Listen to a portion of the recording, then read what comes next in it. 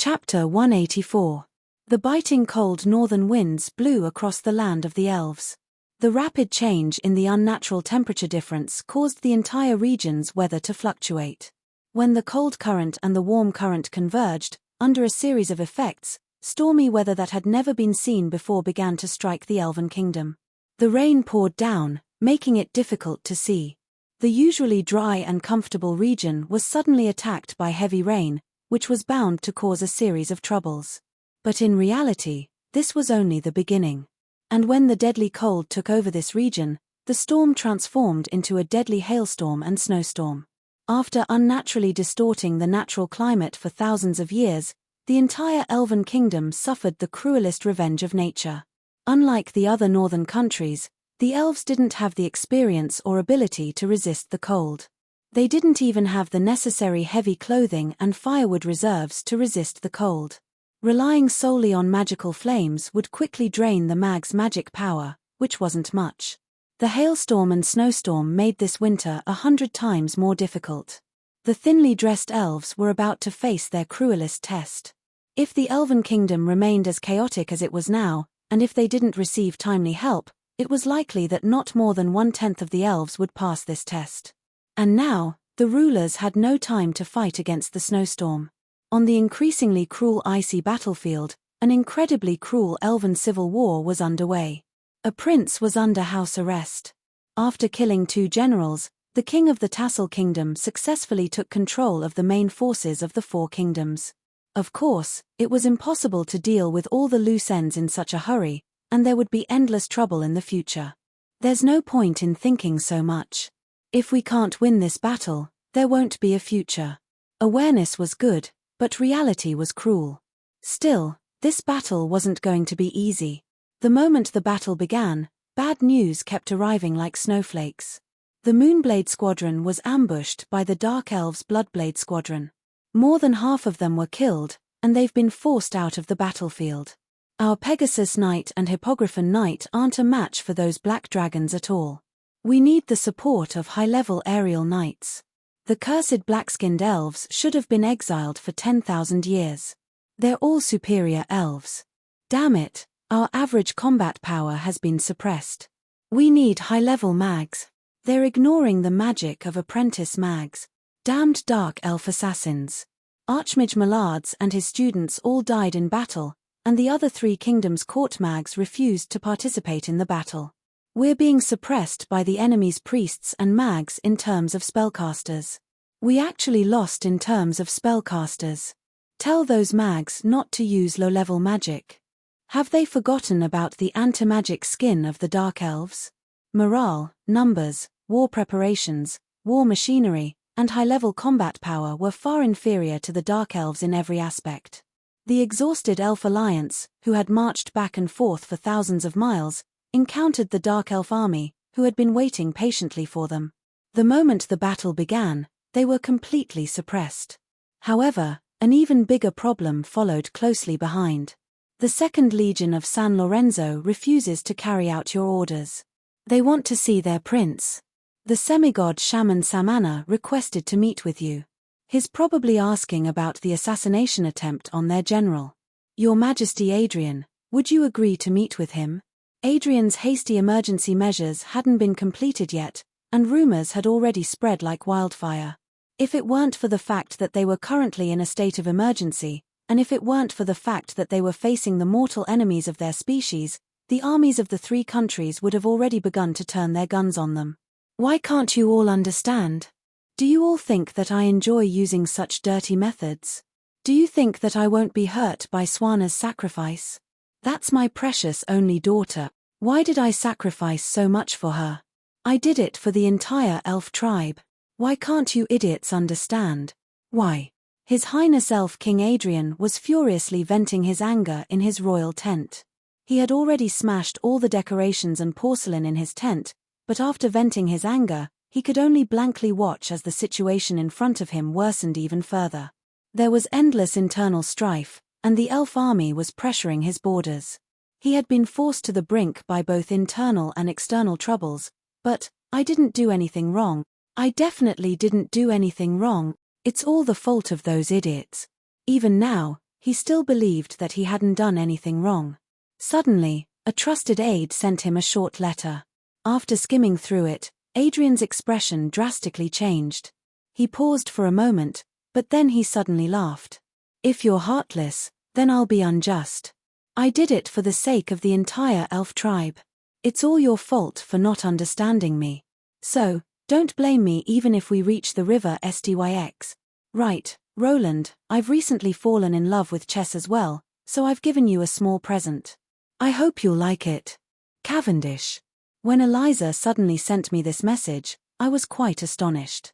Apart from being astonished by the contents of this message, I was even more astonished by the source of this message. It was evident that Cavendish knew quite a bit about me through certain channels. "Cavendish directly contacted your main body? Does he know that you're one of us? Is your side still safe? The Chaos faction doesn't have that many rules. More accurately speaking, apart from a few demon lords, everyone else isn't interested in the Holy War at all. They'll naturally be satisfied if they can go to the mortal plane and start a massacre. But if they're asked to carefully plot plots and distinguish between friend and foe, that'll be too difficult for those demon lords who only have muscles for brains. Right now, most demons are still busy fighting against their own kind. Relax, I'll be fine. In fact, since I recently completed a direct mission from the will of the Chaos Abyss, it's possible for me to level up even further. Since the Chaos faction was already a mass of chaos, it was only natural that there was no so-called order or organization. It was normal for the demon lords to have their own territories. Demons at the level of Earl and above would have their own territories. This was just as I expected. Otherwise, even though the Chaos main gods had twice the number of Order main gods, and their overall combat strength far surpassed Order main gods, the Chaos faction still maintained an abnormal balance of power. It was definitely true that the strong were the rulers. But since they were already strong, why would they obediently listen to orders and fight? For the Chaos faction, internal conflicts of interest were the true enemies. Since the Chaos faction hadn't come looking for Eliza yet, at the very least, she was safe. Even a demon prince wouldn't possibly start a war against a demon marchioness without making any preparations. Eliza's words helped me relax. But when I carefully thought about the contents of this message, I became even more confused. A small gift. What could it be? Since the demon prince personally intervened, and he even proudly showed off to me, then this must be quite a big deal. There shouldn't be many things left on the battlefield that can turn the situation around. Something must have happened over there. Elves. Red Maple City. Antoon. Defender. The human Central Plains. There were far too many choices and possibilities, making it impossible for me to make a decision. However, someone was unable to watch this any longer. Roland. Stop fooling around. We can't last much longer here. Alright then, Adam was finally unable to watch this any longer. He angrily reminded me that I was currently in the middle of a bitter battle. At this moment, the gigantic obsidian statue had transformed into a heavily armored black scorpion.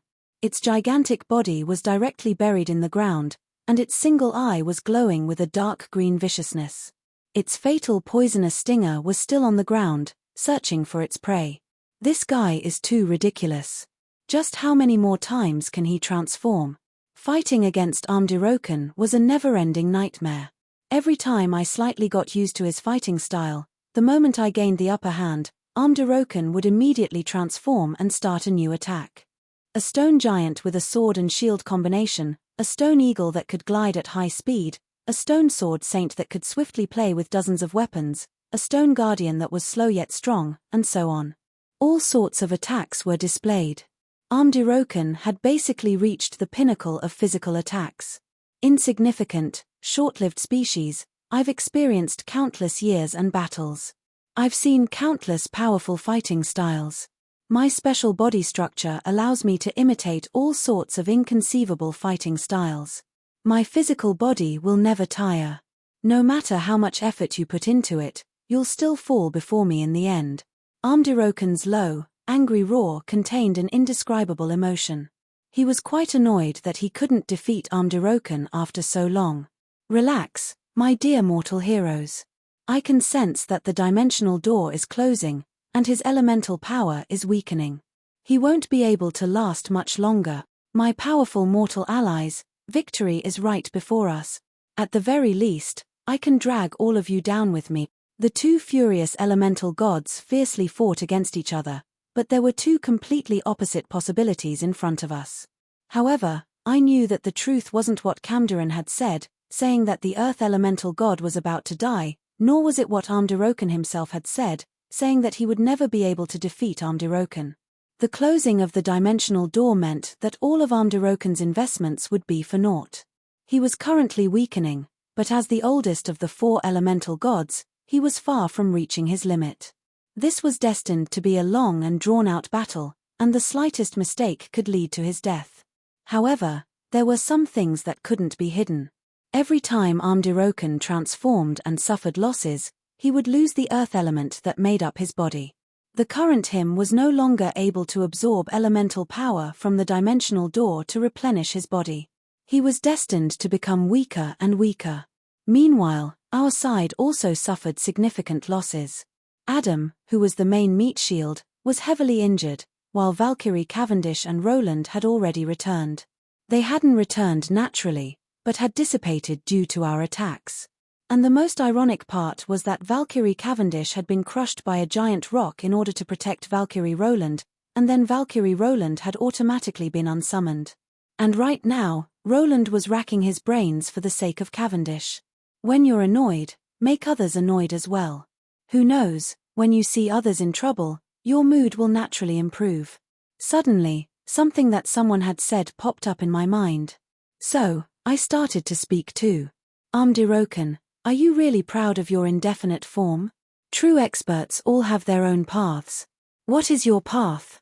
Is it just to keep changing? Or should I call you the slime god, not the earth elemental god? You coward who only knows how to talk. I will definitely tear you to shreds.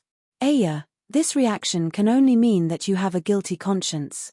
Do you only know how to say such empty words? Right, your warrior monk's form is quite fierce. Just which master did you imitate? I wonder if you have the confidence to defeat that master. Could it be that you're imitating him because you can't defeat him? His single eye was filled with bone-piercing hatred, but he didn't reply. It was obvious that I had touched his sore spot, and so the stone scorpion attacked even more viciously. Hey, can you not add oil to the fire? I'm the one acting as a meat shield. Adam was far too useful as a meat shield. Even Camduran often used him to block attacks. At this moment, my leeching was coming to an end, and all the preparations were complete. Activate, seal of the four elements. The elements mutually reinforced and countered each other. This was the most basic rule of this world, and the most powerful seal in this world was probably the one that imitated the natural circulation of the elements. As long as this seal was activated, the four elements would start circulating, and it would be like a real world with no exit. Since we were destined to face the elemental gods, how could we not make preparations? When Marguerite found this ancient seal from an ancient text, we met with a small problem. If we want to seal a powerful elemental or magical creature, do we need to find at least 3 elemental powers of the same level? Amdirokan is an elemental god, so where are we going to find 3 elemental gods? But to be honest, perhaps Amdirokan deserved to be unlucky. Coincidentally, we actually managed to find the 3 keys that we needed so quickly. Flame Sea Martianess Seal of Fire. Eliza, who had obtained the divine power of the fire element, gave her origin power to me. Although she didn't have much fire origin power in her reserves, it was indeed fire origin power on the same level as Amdirokan's. Stone Villa Ocean Bottle. The ancient sea god Stone Villa was inconceivably powerful. Even the water elemental god was only his wife and follower god. Although she didn't have much divine power in her reserves, in terms of quality, she was still superior to Amdirokan's. But in the end, we met with some trouble. The power of the wind element was indeed difficult to find. Originally, we only intended to use Adam's Titan Lightning to barely make do with it, but this time, we had an even better choice. Camduran, we're just waiting for you. Let's complete the seal of the 4 elements and send Amdirokan to eternal rest. Chapter 185. Countless magical runes on the ground lit up one by one. The sword energy carvings on the walls also followed predetermined trajectories. After the 2 elemental treasures were in place, the entire cave lit up. Hearing my shout, Camdian's first reaction wasn't to agree or sigh. His eyes, which were filled with lightning, stared right at me. The panic in his eyes was so obvious that I instantly understood what was going on. Relax, we're allies. How could I possibly seal you? Besides, in order to seal you, I'll need a god-level earth element ingredient. Where am I supposed to go find it? Camdiran turned his head in that direction. His meaning was obvious. Wasn't Amdirokan in front of him a god-level earth element ingredient? Sealing 2 elemental gods at the same time? You're making things too difficult for me. If we were at such a level, we wouldn't need your help. Do you think we're foolish enough to need your help to seal you? That's completely illogical. Alright then, I tried everything I could to convince Camdiran that this was a once-in-a-lifetime opportunity, so he finally nodded and agreed. While we continued to slack off, the pitiful Adam was already being beaten up by the furious Amdirokan. No, it should be said that Amdirokan finally wanted to leave. Meanwhile, our job class meat shield, Adam, stuck close to him and harassed him like a ghost. Since things had already reached this point, how could I possibly let him leave? Actually, when all the magical runes in this room lit up, it was already too late for him to leave. When Camdiran hesitated and prepared the final key, the thunderstorm transformed into a teardrop that dripped onto the ground. With a crisp drip, the entire world began to change. The powerful feeling of being in another world made everyone instinctively feel incredibly uncomfortable. When the 3 god-level materials resonated with each other, Emordalorcan, who was unable to escape, would be at the center of the triangle. His elemental heart was resonating with the 3 materials, and together, they constructed a small elemental world that was constantly circulating. According to the principles of the sealing spell mentioned in the ancient scroll, this seal only borrowed the basic characteristics of the elements to construct the world. For the elemental life, it was their nature to construct matter. It was just like breathing instinct. There was no way to avoid it, or even refuse it. This was also the reason why Camdian was so afraid. If we wanted to use this opportunity to seal him, it wouldn't be completely impossible. At the very least, it wouldn't be wrong to make more preparations. I had also prepared a plan to seal him at the same time. Of course, there was no need to turn hostile now. If it weren't for his help, it would be impossible for us to stall Amdirokan for so long. However, scaring the wind elemental god would also be beneficial to our future cooperation. At the very least, he would think about the consequences before he betrayed us for benefits again. Camdiran's losses? Who cared what he wanted to do? He deserved to be unlucky. It was his own fault for tailing me. Amdirokan, you finally have such a day. I've been waiting for this day. Let me watch you get sealed. But judging from his delighted laughter, I knew that I was obviously overthinking things. As long as Amdirokan could be defeated, Camdiran would obviously be willing to pay any price. But at this moment, Amdirokan suddenly began laughing maniacally. You want to seal me? Dream on. Even if I die, I won't let you have a good time. That familiar maniacal laughter immediately reminded me of certain existences, such as gnomes that were forced to their limits by the town's security, gnomes that were willing to die for money, and gnomes that gambled with explosives.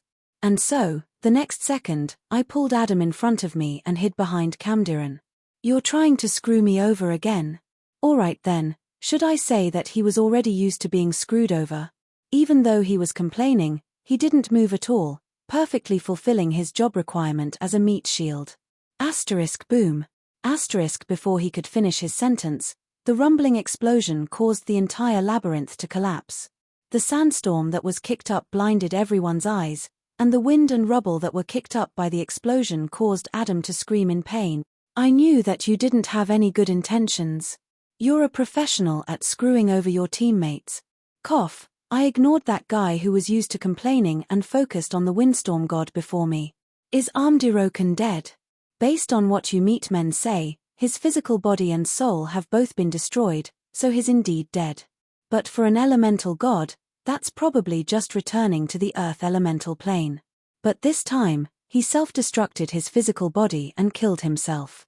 It'll be impossible for him to recover his power level without at least 100 or 200 years of rest. And when he makes a comeback, he'll be nothing. Kamdaran laughed maniacally as he transformed into human form, his expression filled with pride. Being able to kill his mortal enemy, any price he paid would be worth it. At the very least, he was now one step closer to the peak of the elemental plane. I nodded and didn't say anything else. I carefully put away the 4 god equipment materials that I had saved. 4. Yep, 4. Apart from the ocean bottle and the seal of fire, I also put away Kamdaran's tear of thunder and the earth-colored elemental heart that Amdarokan had left behind. Kamdaran was tempted as he looked at these small materials, but I waved them at him and pointed at the magic runes that were gradually dimming. My meaning was obvious. You're nothing. The spell formation is ready-made. Do you want to try it? Or, do you intend to self-destruct just like Amdarokan? Alright, I could only think of these words in my heart. But judging from Kamdaran's expression that was getting colder and colder, my threat had undoubtedly been delivered. A traitor would never be trusted. If he could betray once for a certain benefit, he would naturally betray a second time for a greater benefit. From the very start, I had made preparations for him. Alright, Lord Kamdaran, can you bring us out of here? But sometimes, even if there was a grudge between us, it was better not to shed all pretense of cordiality on the surface. In that case, as allies, wouldn't the heads of major countries, who were rumored to use destructive weapons to aim at each other's capitals, smile whenever they met? Of course, I'm never stingy with my allies. Come on up, my friend. Thus, Kamdaran, who had transformed into a storm, easily brought us out of the labyrinth. However, near the entrance of the labyrinth, we met Marguerite, who had been waiting for a long time. When she saw us coming out, she heaved a sigh of relief. Your Highness, Lord Marguerite was the one who teleported us out.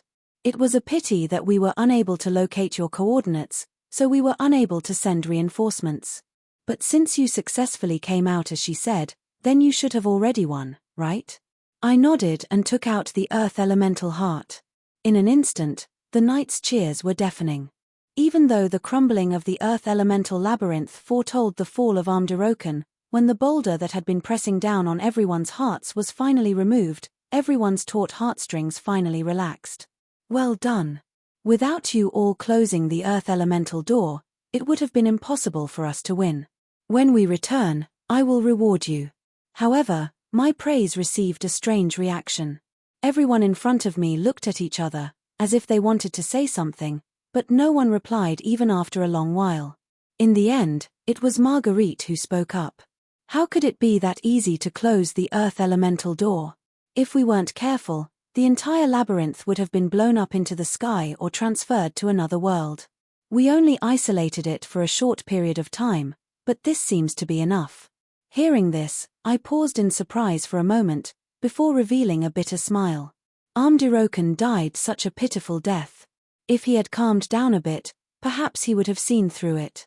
Forcefully summoning the elements was no longer difficult for him, and he wouldn't have ended up in such a state. Forget it, it's already over, so there's no need to think too much about it. In that case, should we go down again to close the earth elemental door? However, Marguerite smiled and shook her head. There's no need. The dimensional doors are maintained by Amdarokan's divine power. Since he's dead, it's only natural that the dimensional doors will collapse. I nodded. Just as I was about to introduce Kamdaran to everyone, the wind elemental god beat me to it. Human ally, let's have a proper discussion after everything is over. From a weak human insect to a tiny meat man, and then to a human ally, even the way he referred to himself was constantly changing. From a certain standpoint, no matter if Kamdaran was the wind elemental god or the wind elemental god, he was indeed frighteningly realistic. However, since everything was going smoothly for us right now, and we had the absolute advantage, I no longer had to worry about what tricks he would play. Just as I heaved a sigh of relief, my ring vibrated, sending me the latest battle news. Roland, an incredibly powerful earthquake suddenly occurred. Red Maple City's walls have collapsed, and the entire line is in a state of emergency. Can you think of something? Hearing this urgent call for help and hearing the crying and shouting on the other side, I knew that the situation was dire. You want to seal me away? Dream on. Even if I die, I won't let you have a good time. For some reason, Amdirokan's crazed screams before his death still echoed in my ears. Obviously, this was his true revenge. Marguerite, you should have Red Maple City's coordinates, right? Can you teleport me there? It's enough to teleport only one person. Just as Amdirokan's physical body collapsed, a piece of rubble in Ement Bloodac's tent suddenly transformed, and an incorporeal giant covered in starlight walked out. As he walked, the starlight on his physical body continuously dissipated. Kamdaran's judgment was correct. Amdirokan was already walking towards death. Right now, he was nothing more than the last remnant of his soul. From the very start, the Earth Elementals had been Ement Bloodac's tribe's allies. That was why Amdirokan had cut off a portion of his own arm in order to deal with the upcoming battle. That portion of his physical body turned into rubble, and he gave it to the Earth Elementals as his final trump card. At the very end, you can summon my power. Remember, only at the very end. Otherwise, I'll take out my anger on you first. At this moment, as Emordalorcan watched his divine power continuously dissipate, he knew that he didn't have much time left. Damned humans. Even if I'm destined to die, I'll drag all of you down with me. Asterisk boom. Asterisk asterisk boom. Asterisk after a series of explosions, the nearby beast men suffered heavy losses. Because of this, Amdirokan, who had once again self-destructed his physical body, was willing to risk everything in order to take his final revenge. Foolish humans, I, Amdirokan, shall make you tremble as you walk towards destruction. Riot, Earth, I am your master. Show me your final loyalty, and let those damned city walls turn into rubble and bricks under my wrath. And so, when Amdirokan lost his entire physical body and returned to the Earth Elemental plane covered in injuries, his hibernation period had been extended to the point where he could directly wait for the next holy war. The powerful earthquake he brought about was destined to bring the most terrifying destruction. And this was only the beginning. Countless Earth Elementals emerged from the ground. Their goal was to destroy the enemies of the Earth Elemental Master. Red Maple City's defensive line. Emergency. Chapter 186. Fortress walls and castles were once the symbol of the Middle Ages in a certain world. However, due to the rise of modern weapons, they gradually declined and became the tears of the times. The bombardment of the organized air force, the long-range attack of the artillery, the large-scale destruction of strategic weapons, and the forceful breaking of the steel torrent could all render these immovable barriers meaningless.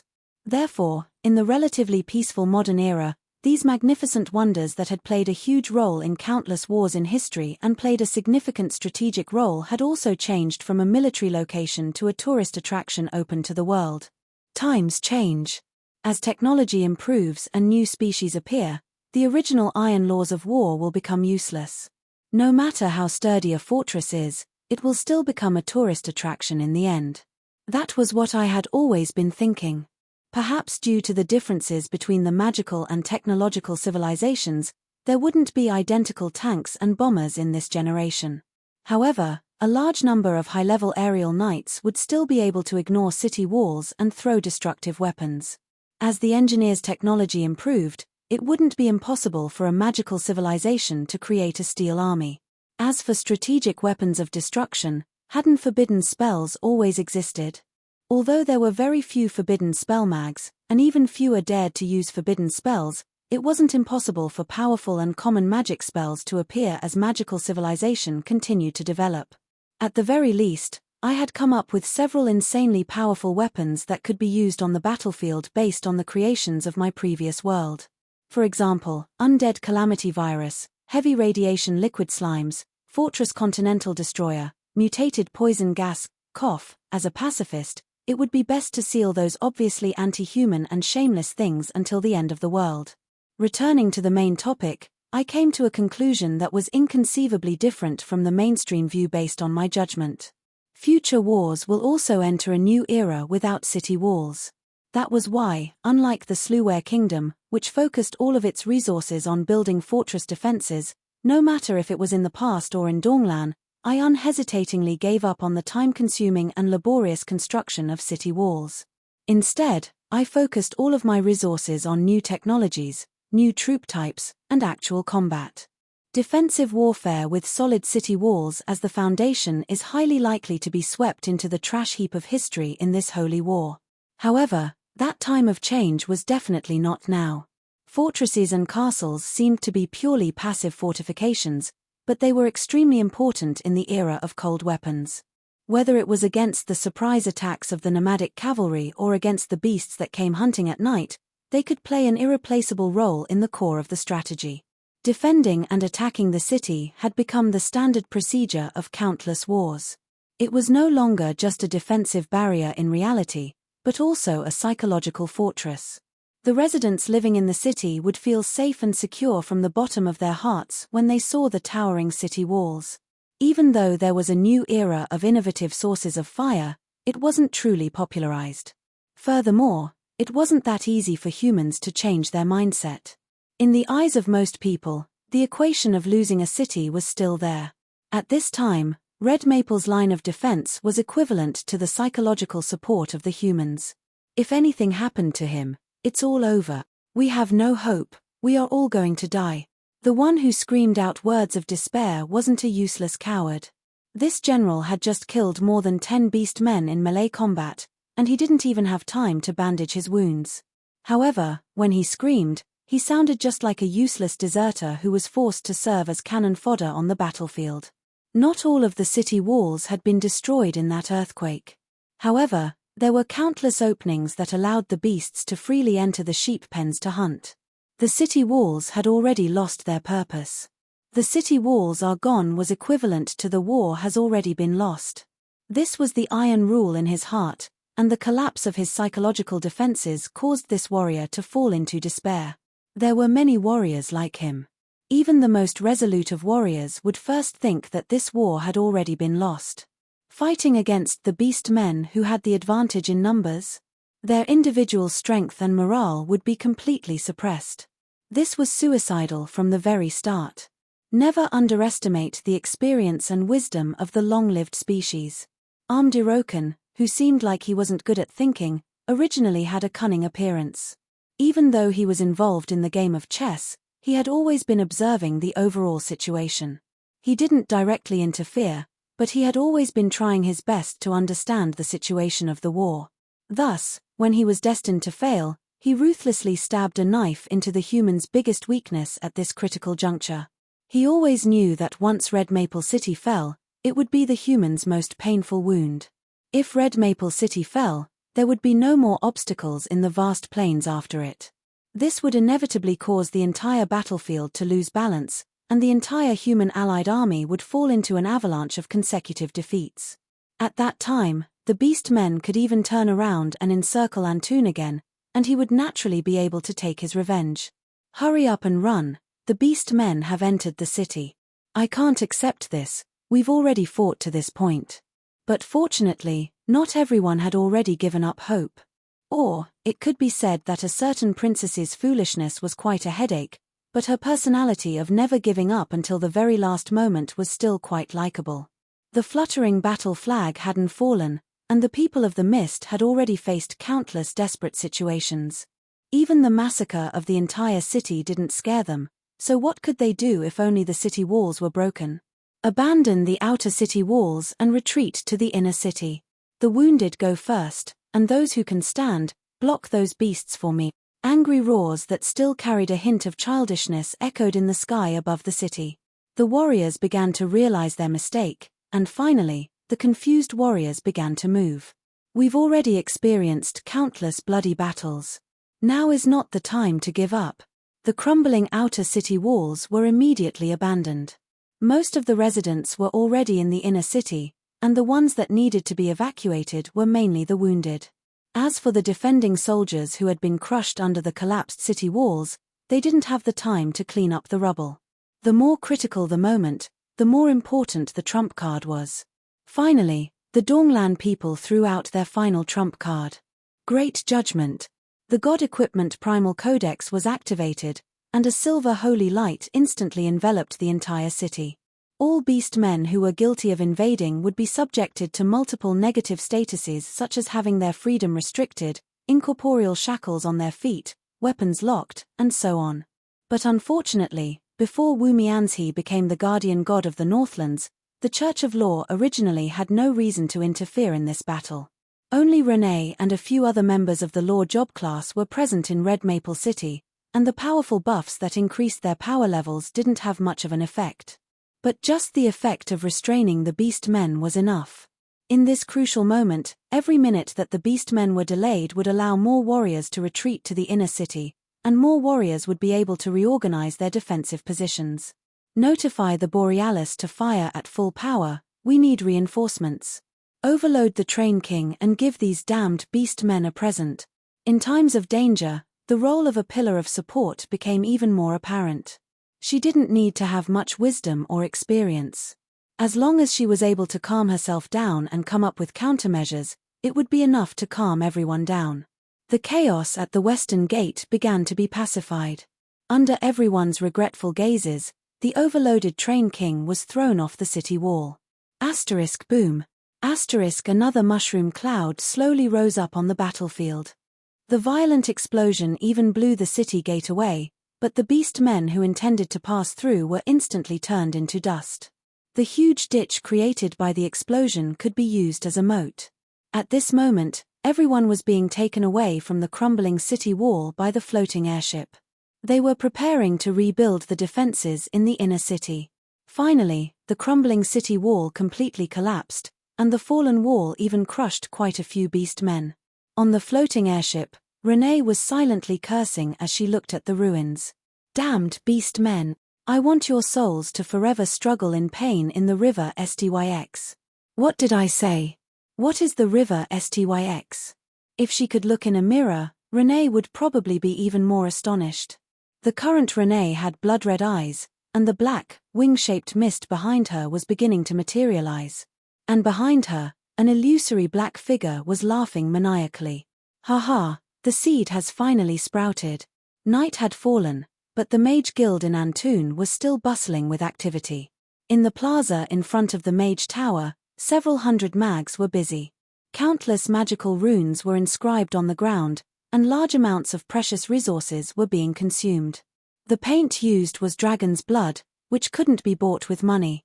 Precious magical goblets of fire were being used for illumination, and archmages were lying on the ground as they studied the rarely seen magical runes. You're still not done. Do you think that ultra-long-distance accurate teleportation is easy? Let me tell you, this is no different from accurately opening a door to another dimension. If there's even the slightest difference, you'll be thrown into another dimension. Sit properly, and stop shaking. I'm going to calculate your weight. The mags passing by kept covering their mouths as they snickered. It was no wonder that they were acting like this. My current appearance was bound to become a new humiliation.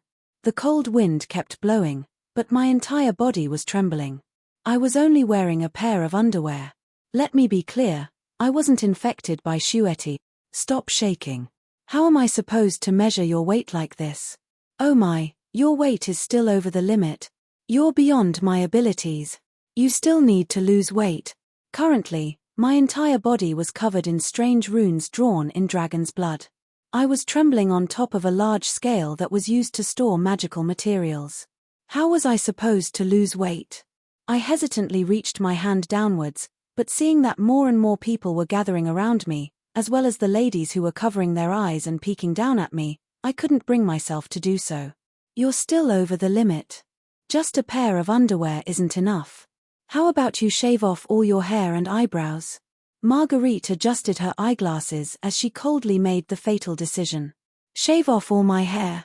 For some reason, I thought of a bald egg. That bald, round head would be cool in the summer, and it could even reflect sunlight to keep warm in the winter. How nice. At night, I could even save on oil, and my blinding holy light secret technique would be twice as effective. Adam, stop giving me random psychological advice. If you want to reflect light, go do it yourself. Adam, who was beside me, was rolling on the ground in laughter. He was the only one who would say such unreliable things. Or, I should say that he was the only one who would be so bored. However, due to my various excuses, Marguerite's expression became colder and colder. She seemed to be rather displeased. Is there any other way? Hand. I instantly felt my heart sink. Chopping off my arm to reduce the weight was indeed the only solution I had. After hesitating for a moment, I took out the Roland sacred sword and held it against my arm for quite a while. Finally, I tossed it to Adam. Adam, you do it. I'm afraid of pain. I closed my eyes and waited for quite a while. However, I only heard a hissing sound. When I opened my eyes, I saw that Roland and Harlois were exchanging strange expressions. Stop wasting time. We don't have much time. Be quick with your sword. I'll find a priest to reattach it. What are you laughing at? Fut. Hearing this, Adam immediately laughed to the point where he couldn't breathe. Meanwhile, Marguerite adjusted her eyeglasses again. Why do you want to chop off your arm? There's no need. Do you intend to install a hook and become a pirate captain? That wait. So you were joking. You can already teleport? No, I never joke in the domain of magic. Marguerite still had a serious expression as she spoke. The cold glint in her eyes made one's heart tremble. She was indeed being serious. Your current weight is indeed insufficient. However, when I said hand, I wanted you to take off the age ring on your finger. In an instant, I understood. The current me was overweight. It was impossible for me to be overweight when I was younger. Taking off the ring would be enough. Why didn't you say so earlier? You tricked me again. Hey, wait a moment, I still have something to say. Furious, I hurriedly took off the ring. However, before I could even complain, Marguerite's cane descended and the light of teleportation enveloped me. At this moment, I could only hurriedly pick up the Roland sacred sword and prepare myself. I could only helplessly accept the reality that I had been tricked. After I left, the square returned to silence. Adam suddenly spoke. Did you vent your anger? Of course. That bastard, he actually forgot about me again. He really isn't a good friend. The way he looks at a stranger is so irritating. Even the saint who always had a calm expression had times when she was filled with righteous indignation.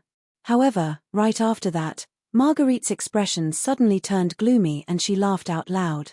However, I can't completely blame him. Let bygones be bygones. Even if he forgets about the past, I can just add new memories. This time, I should leave a deep impression on him. Adam shook his head helplessly and turned his attention to the south. That was where the final battle would determine the fate of the entire Northlands would take place. I don't know if Roland will be able to do it by himself. That side really isn't easy to deal with. He's not alone. Did you forget about Amelia and that cat? Why do you think they disappeared for so long? That brat Roland is inconceivably cautious. He already left behind several trump cards that no one knows about. Just as I expected, at this moment, in the market area of Red Maple City, a witch was making her final preparations for the battle. Oh my, I really suffered a huge loss this time. When the time comes, I'll ask Junior for compensation. Little babies, wake up, it's time to eat. Relax, the main food this time isn't the disgusting zombies. This time, let's play Plants vs. Beast Men. Chapter 187. It was already night. Snow covered the entire area, making the frozen ground even more unbearable.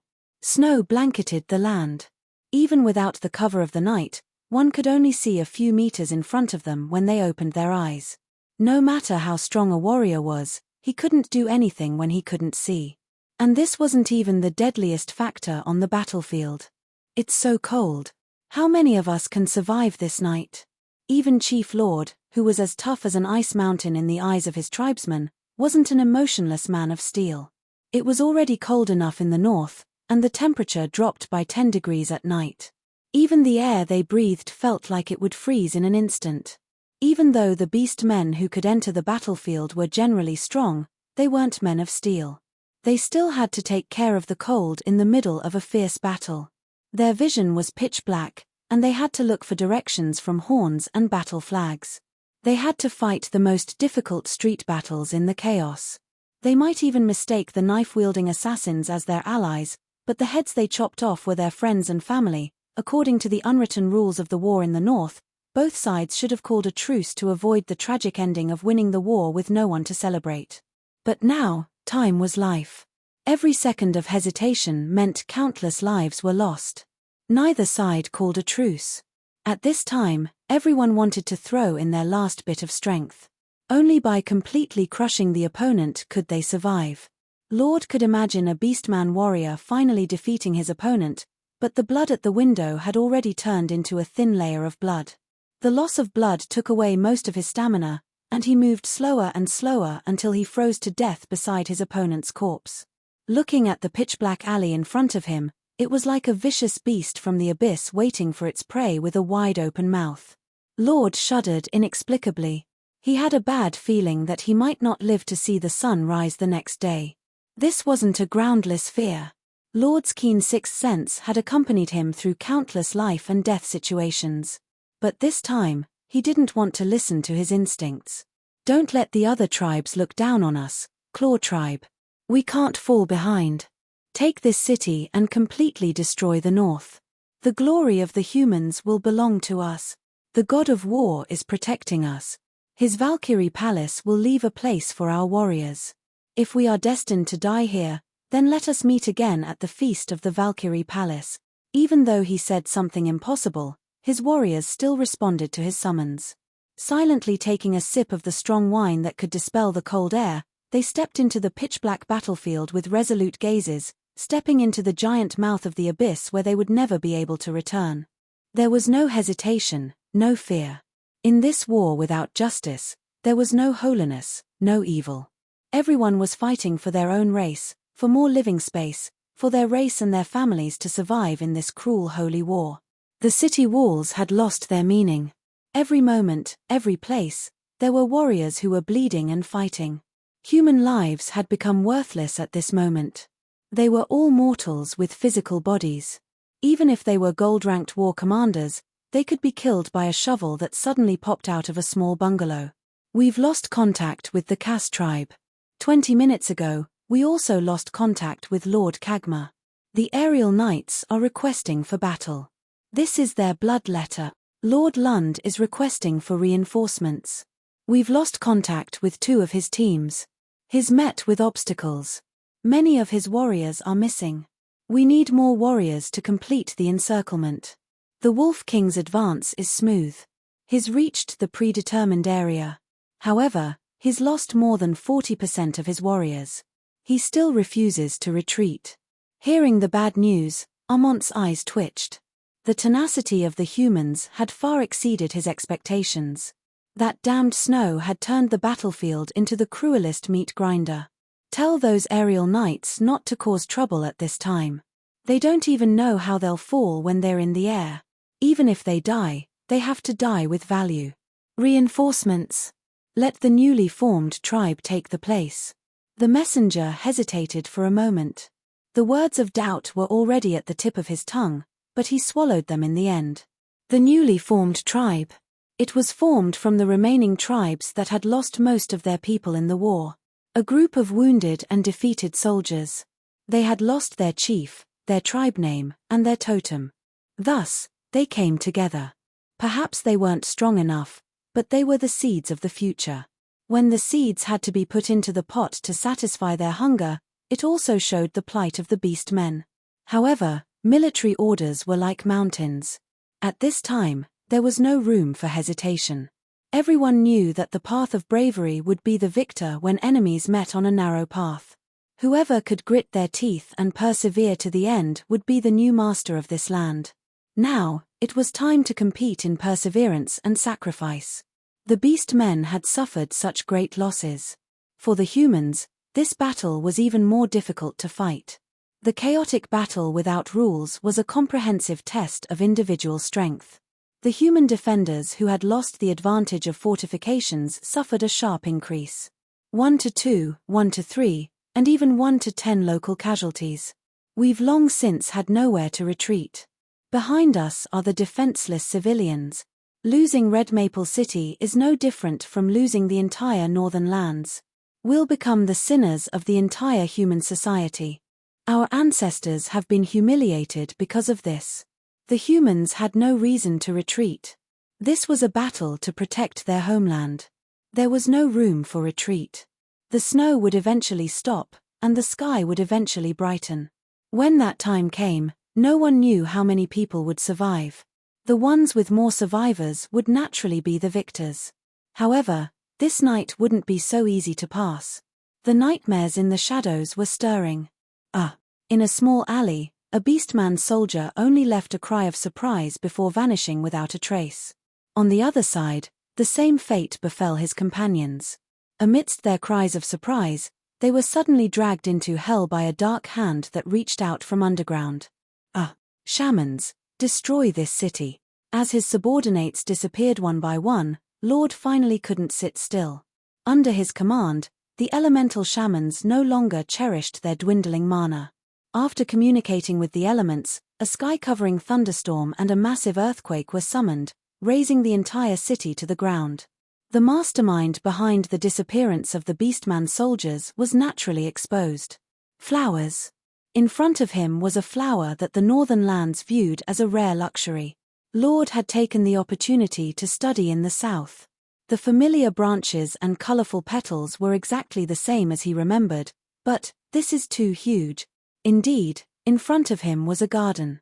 However, the flowers in the garden were a little strange. Offensive spells that could destroy houses were useless against them. Among the flowers, there were many sunflowers that were growing more and more vigorously. They were as tall as 2 people, and the seemingly ordinary flowerbed on the ground was actually 3 times the height of ordinary flowers. It was a beautiful scene of red flowers and green grass. The battle-hardened lord sucked in a breath of cold air. A strong sense of disharmony made him instinctively feel threatened. The sense of danger, like needles on his back, made him instinctively want to break into a run. Isn't that the missing cartel? The flowers are eating him. Suddenly, the flowers turned in unison. It turned out that each flower had a bloody mouth, and that the fertilizer being chewed on was none other than their missing comrades. The petals only had a large mouth full of canine teeth. Although there were no eyes, everyone knew that they had locked onto them. It was the instinct of a predator meeting its natural enemy. I'll cover you. The strange scene sent chills down everyone's spine. Lord immediately gave the order.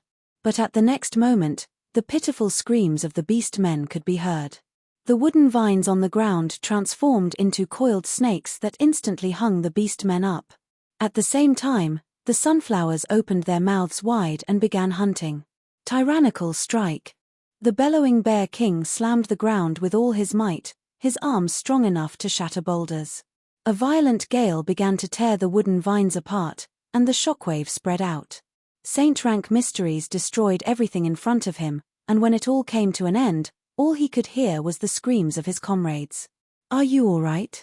Quick, this place is too creepy. We have to leave. He half knelt on the ground, gasping for breath, and saw the despair on the faces of his comrades. When he turned back, he finally understood what had been wrong all this time. The small mountain not far away was slowly closing up, and the place he stood was caved in. Looking closely, it wasn't a small mountain, but a terrifying bloody mouth. We've been hanging around this monster's mouth all this time? His final sigh was meaningless. The sky was already dark, and the mountainous man-eating flower king finally closed its mouth. With a crisp crack, Bear King Lord, who was only 1 step away from becoming the Beastman sovereign, died prematurely. Humility of the 7 virtues. However, perhaps it should be called by another name, carnivorous flower field covered in blood.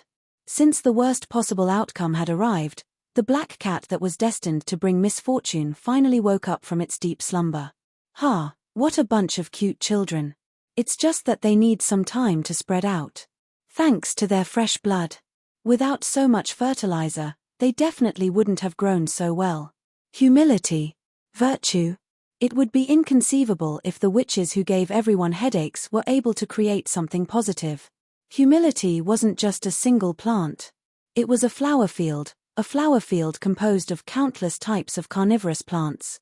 Their only characteristic was that they were highly aggressive. From the start of this battle, Amelia had planted a seed in Red Maple City, and how much this seed would grow would depend on how much fresh blood and souls it would take to nurture it. Roland's pride Omar was doubtlessly the king of all armies. In response to Omar's army abilities, Amelia had created this carnivorous flower field, which was also part of the army. These carnivorous flowers' special digestive juices were capable of easily melting bones, and the soulgrass was capable of devouring souls, making undead mags' soul-summoning spells useless. The nutrients obtained from this battle would create even higher-level carnivorous flowers. Finally, after the gigantic Earth Devourer appeared, the battle should have ended. Doubtlessly, this battle had given Amelia far too much nutrients for her humility. Even though she hadn't entered the cycle of using battle to fuel battle, there were already several Earth Devourers that had been catalyzed and activated. The dangerous flower field had long since been waiting for new prey to arrive. Lord, the Bear King, had many such encounters. Oh my, it seems that after this battle, your ranking on the Calamity rankings will rise again. ChmpH, I won't be able to surpass Roland no matter how high I go. I'm far from being as insane, inhumane, and insane as he is. Heloise really wanted to comment on Amelia's behavior. Could Amelia not have such a regretful expression when saying such things? It was as if she was saying I'm not as good as him. Did Amelia really want to compare who was more inhumane and had no bottom line? You're really comparing yourself to him in everything. Do you like him that much? Who likes him? I hate him to death. When I obtain information on his techniques, I'm going to use him as fertilizer for my flowers. Whenever Roland was mentioned, the sly Amelia would become just like an elementary school student who had never been in love before. Heloise wanted to tease Amelia a bit more, but Amelia, who was so angry that she was stomping her feet, suddenly stopped and smiled towards the window. What's the matter? I didn't expect to catch such a big fish. Still, those behemoths that have gone out of control are going to be a bit troublesome. I'll send 2 little devourers over. Yep, don't kill them. They'll probably be rare undead ingredients. Roland will definitely be delighted. Perhaps he'll even invite me to dissect them together. Ah, I really miss the old days. All right then, Amelia smiled shyly at this thought, while Heloise didn't know how to vent her desire to comment on Amelia's behavior. However, Amelia's expression suddenly changed greatly as she exclaimed in astonishment.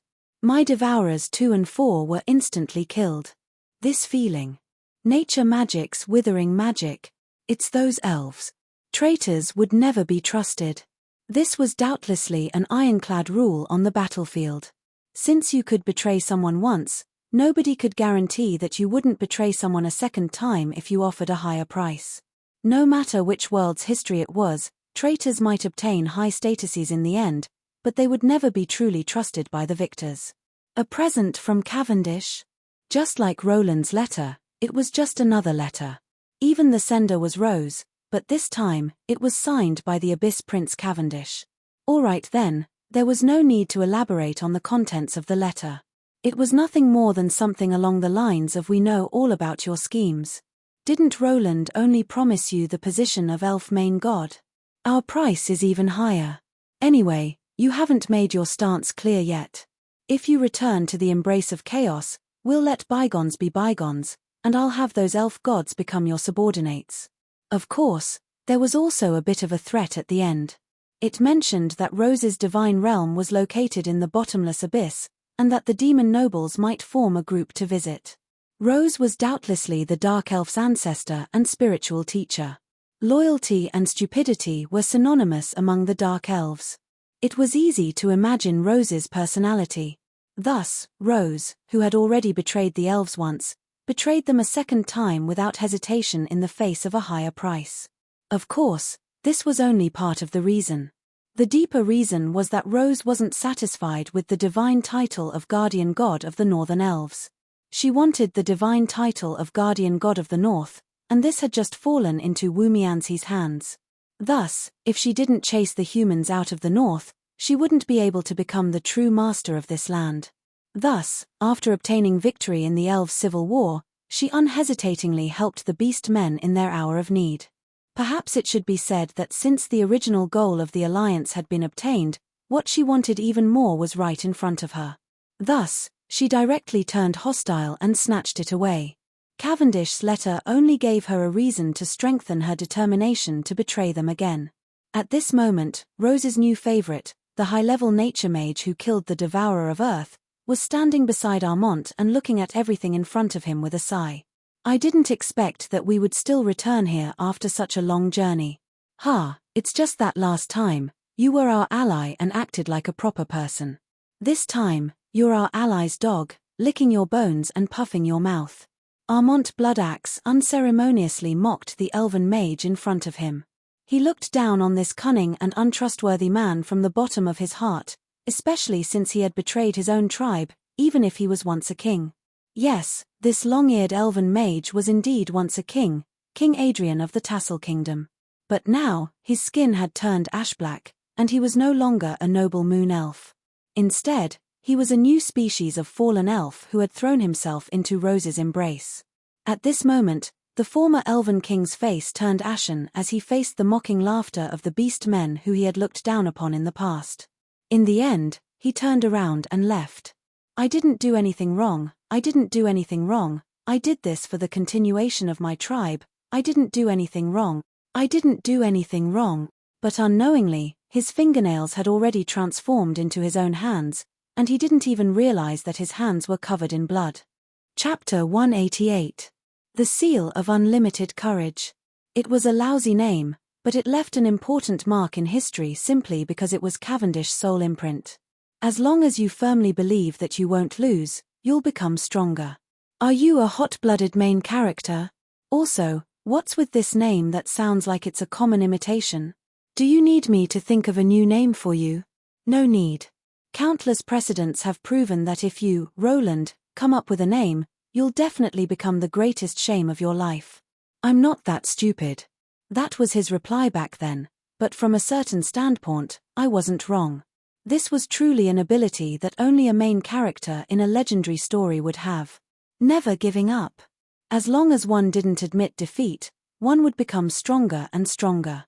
When faced with endless hopeless situations, when fate forced one to repeatedly face an army by oneself, this was indeed the most suitable ability. And when this ability was grasped by an ordinary person, there was a limit to how much courage a person could possess. There would probably be a limit to how strong it could be, and the amplification of power would also be limited. But in the hands of Cavendish, who didn't know fear or difficulty, this was the strongest soul imprint in the world. Saint Rank. A demon lord. Won't I die if my head is chopped off? As long as I die and feel pain, what's the difference? Cavendish, who was laughing maniacally on the battlefield, said so. Behind him, there was already a sea of blood and a mountain of corpses. In front of this insane god of slaughter, even the demons who didn't know what fear was were afraid. The beast men who had the protection of the god of war were afraid.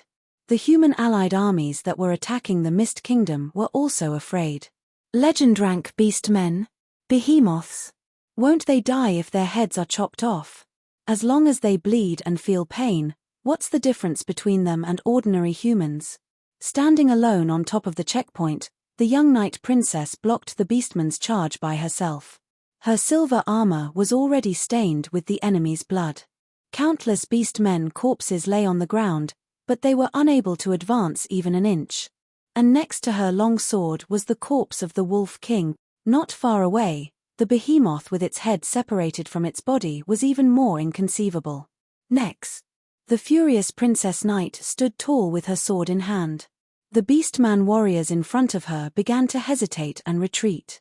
30 minutes ago, this seemingly weak girl had shouted such a thing. Countless beastman warriors had rushed up to her, only to be slaughtered one by one. Next, 20 minutes ago, the behemoth that caused the earthquake let out a frenzied battle roar and charged forward, intending to strangle the human in front of it to death. In the end, its throat was sliced open, and it died in agony. Next, 5 minutes ago, the pride of the werewolf race, the incomparably valiant Wolf King Sostero, had charged forward with his personal guards, but this time, he was killed in a single slash. Next, When the silver-armored female knight roared angrily with her sword, the brave beast men finally retreated. Perhaps they weren't afraid of sacrificing themselves, but at least their sacrifices were meaningful. Our princess. The most powerful princess in the world. Long live the Night Princess. In Renee's eyes, her blood was boiling, and the world in front of her began to blur. The cheers behind her seemed to be a lifetime ago, and there was only one thought lingering in her mind. I want power, I need more power. She was demanding power from her own soul, a soul imprint. When the light of law of great judgment illuminated the entire city, the gold-rank law knight Renee was further strengthened by the forbidden spell. Normally, a legend who was forcefully promoted to this level shouldn't have been able to form a soul imprint. But not only did she successfully form one, it was an unimaginably powerful soul imprint, the seal of unlimited bravery. That's right, the soul imprint that Renee formed was exactly the same as Cavendish soul imprint, no matter in name or characteristics. Theoretically speaking, this was completely impossible. A soul imprint was the summary of a person's knowledge and life experience, and it was the cornerstone for one's future growth. It was impossible for a soul imprint to be exactly the same, unless two people had the exact same life, the exact same personality, and the exact same soul. And not only did this strange thing that was theoretically impossible happen, there was an even stranger follow-up. Under normal circumstances, great judgment should have ended, and Renee's power level should have returned to its original state. But now, not only did Renee not return to the gold rank, she was actually continuously becoming stronger. She's definitely not an ordinary legend. I'm afraid that even a saint rank warrior wouldn't be a match for her. Both her combat experience and power level are so perfect. I didn't expect Princess Renee to have hidden her strength so deeply. Experience, strength, combat intelligence, special abilities, and basic attributes were the weakest components of a powerhouse's overall strength. Not only was his basic attributes skyrocketing, but his combat experience, battlefield intuition, and other things that could only be accumulated over time were also skyrocketing at an inconceivable rate. Oh, so this continuous sword swinging is the profound meaning of a sword saint. So aiming in the direction of the opponent's gaze and taking action first is the prediction that Brother Roland mentioned. This rate of growth had long surpassed the possibility of normal learning. It was as if this body had long since mastered all of this, but had forgotten about it. What it was doing now was only awakening the memories that were engraved in the body. Amidst the cheers, Eliza was hesitating. Perhaps others only thought that Renee had finally displayed her power, but how could Eliza not know just how much power Renee had? It was completely inexplicable for her to grow to such an extent in an instant. Wolf King Sostero, a werewolf warrior that's almost saint rank. A behemoth that's even more difficult to deal with than a dragon on the ground, but he was actually killed with a single blow. Eliza already had a guess. She was hesitating whether she should risk giving up this incarnation and kill Renee in order to make that existence's conspiracy go down the drain.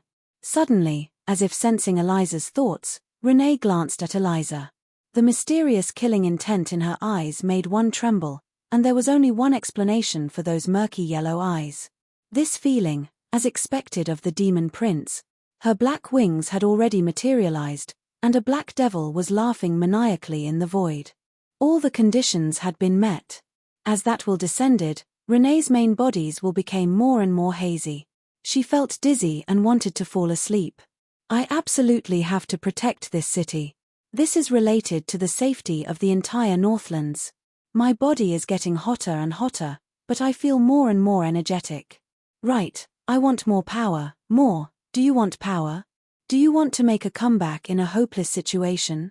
Do you want to obtain the great power to destroy everything? Vaguely, a will came from the depths of her bloodline, and a familiar voice echoed in her ears. In a daze, Rain gave a response. Can I obtain power and become even stronger? Big Brother Roland always says that I'm stupid. Perhaps I don't have the talent to become strong. No, don't underestimate yourself. What flows in your bloodline is the power of the highest. You have the talent to become even stronger. No, I should say that you were born to stand at the peak of the world. As long as you sign a contract with me, you'll have unparalleled power. Forget it. Big brother Roland said that if anyone asks to sign a contract, I should directly reject them. You can't listen to the salespeople. They're all a bunch of scammers trying to trick you into signing a contract. Besides, my current state is fine too, right? Even though her consciousness was hazy, her hazy response caused that voice to be at a loss for words. Then, that voice spoke up again, this time in a rather hurried and exasperated tone. As a descendant of the mist, can't you have some backbone? With power, you can have everything. You can chase away those damned beast men, you can protect your own people, you can become a hero in the eyes of the people, you can control your own destiny with your own hands, you can obtain everything you want. Can I have Roland praise me? He always says that I'm stupid, but Renee isn't stupid at all. Instantly, that voice was at a loss for words again, and its following tone sounded a little helpless. Sure, Roland will praise you. I promise. All right, I'll sign the contract. Following the will, the bloodline became the strongest connection between the two souls. A mysterious connection was established between the two souls, and a tremendous will descended upon this world. Oh my, it really wasn't easy coming up here. Renee, no, Cavendish sighed for the first time since returning to this world. There were no coincidences in this world, only certainties. Many things that seemed like coincidences were actually meticulously prepared coincidences. After countless generations of inheritance, she ended up looking exactly the same as her ancestor. How could there be such a coincidence? From the very start, the person Renee resembled wasn't Roland, but Cavendish. That familiar face was the result of that existence in the chaos abyss manipulating her bloodline. From the very start, Renee was a spare body that Cavendish prepared for himself. From a certain standpoint, other than the difference in gender, this body was no different from when Cavendish was still a human. It was basically a magic version of a mutated clone, which was the most perfect way to carry his soul. The power of someone at the legend rank. This is much more useful than Fummel's body. The Abyss Prince was far too powerful. Just the descent of his will was enough to distort the world. Just a few minutes ago, his descent had completely destroyed Fummel's physical body. That was why Cavendish's physical body had to reach a certain standard in order to be able to freely move about in the mortal plane. With this soul imprint, I won't have to worry about combat strength, nor will I have to worry about my physical body collapsing from being overloaded. Reaching the legend rank and awakening an identical soul imprint was the core of all this preparation. An unlimited soul imprint would allow this physical body to rapidly grow and truly reach the standard of being able to carry a powerful will. From a certain standpoint, Roland's hard work had actually helped Cavendish's descent. If it wasn't for the system's rapid growth rate, Renee wouldn't have been able to reach the gold rank so quickly. Nor would she have been able to instantly reach the legend rank with the help of great judgment, fulfilling all the requirements for Cavendish's will to descend. At this moment, Renee devoured all the black mist around her. She stood up, and the space around her began to distort. When Renee opened her eyes, the entire world changed. The snow suddenly stopped, but countless dark clouds blocked out the bright moonlight. Thunder and lightning continued to whip the world, but the nearby snowy mountain suddenly began to tremble. Judging from the flames on the mountain peak, it seemed like it was about to become an active volcano again. The restless earth began to tremble. A new earthquake was brewing. Countless birds and beasts escaped from their hiding places. They were fleeing for their lives because they knew that Armageddon was upon them and that it would be impossible to escape. Just her existence was enough to change the world. Even if she was only a clone of her will, this was the power of a main god. At this moment, Cavendish suddenly unsheathed his sword, raised his head, and laughed at the assassin who was attacking him from above. Roland, I told you that we would meet soon. You didn't expect this, did you? Roland's sacred sword drew a silver arc in the air. The two silver swords viciously clashed against each other. The younger brother smiled, while the naked older brother angrily rebuked him. Renee, I told you not to believe the salespeople's words. Those packages sound nice, but they're all bluffing. Look, even your voice has become a man's, and your body is still that of a woman's. It's so disgusting that you're neither a man nor a woman. If you want to be a man, just tell me. I have the secret potion of the spring of the drowned man. It's painless, harmless, and has no side effects. You'll see it in 1 second. All right then. Cavendish's smiling face immediately became awkward after hearing this completely unexpected answer. Chapter 189. It was as if time didn't leave any traces at all. It was as if fate had returned to its original point. 377 years later, in the territory of their former country, these two brothers who had been away from home for several hundred years were reunited once again. Unfortunately, I didn't have any intentions of reminiscing about the past. My long sword represented my will. Before the silver holy sword could even descend, Carwens waved his hand, and a berserk gale immediately blew me far away. The difference is too great. Even though I had long since anticipated the difference in power, it was still quite depressing to be sent flying so casually as if I was fanning myself. Although Carwens' physical body had only reached the level of legend, his soul imprint, which was like a cheat, was far too shameless. It allowed Carwens to wield power far beyond that of an incarnation. And the power output of a main god's incarnation, coupled with the most suitable physical body, was something that even a true god might not be able to deal with even if they risked their lives to descend into the mortal world. As for me, I had only just entered the silver rank. I had only forcefully increased my power by a large amount of fate points in order to deal with Amdiroken. I still needed a large amount of time to consolidate my power. Roland, do you still not understand that power is everything? The current you is just as pitifully weak as you were in the past. If I had my current power back then, I wouldn't have ended up like I did. Cavendish was quite proud of himself as he spoke. His boastful attitude and power were exactly the same as before. You're already so old. Stop being so chinibia. Although I was filled with dissatisfaction, I sheathed my Roland sacred sword. The reason? Besides, I still had many questions that I wanted to ask. Based on my understanding of Roland, he would likely answer me directly if I asked. Is it really that fun to help another species destroy the Mist Kingdom again? This was doubtlessly a test, but Cavendish shrugged with an expression that said he didn't care. What does it have to do with me? It's not like I did it. Do you think that I'm the mastermind? You're overthinking things. Hearing that, even though I was slightly surprised, such a reply was within my expectations. Cavendish had never been one to lie. If he said that he didn't do it, then it was most likely true. The current two royal families are my descendants. For demons, bloodline descendants are rare treasures. Who knows, my next backup body will come from them. Why would I kill them for no reason? In fact, without my help, Donglan would have been destroyed countless times over. How is this possible? 2 years ago, when Donglan was about to be destroyed, the enemy had already attacked the capital, but they still managed to fight back. Do you think Renee can do it? Cavendish rolled his eyes, his face full of disdain. In a way, he was also very dissatisfied with the recent Mist descendants. Hearing that, I was speechless. I knew that Cavendish was referring to the time when the Beastmen attacked. At that time, the previous king was killed, and Renee urgently led the army. However, she displayed her prowess and chased the Beastmen for thousands of miles, winning the title of Night Princess. I asked the person who experienced it. Renee was indeed impressive. Even though there were no records of her personally taking action, she managed to sweep away the Beastmen's attack with her army's coordination and outstanding judgment. However, it was a pity that she seemed to have used up all of her talent.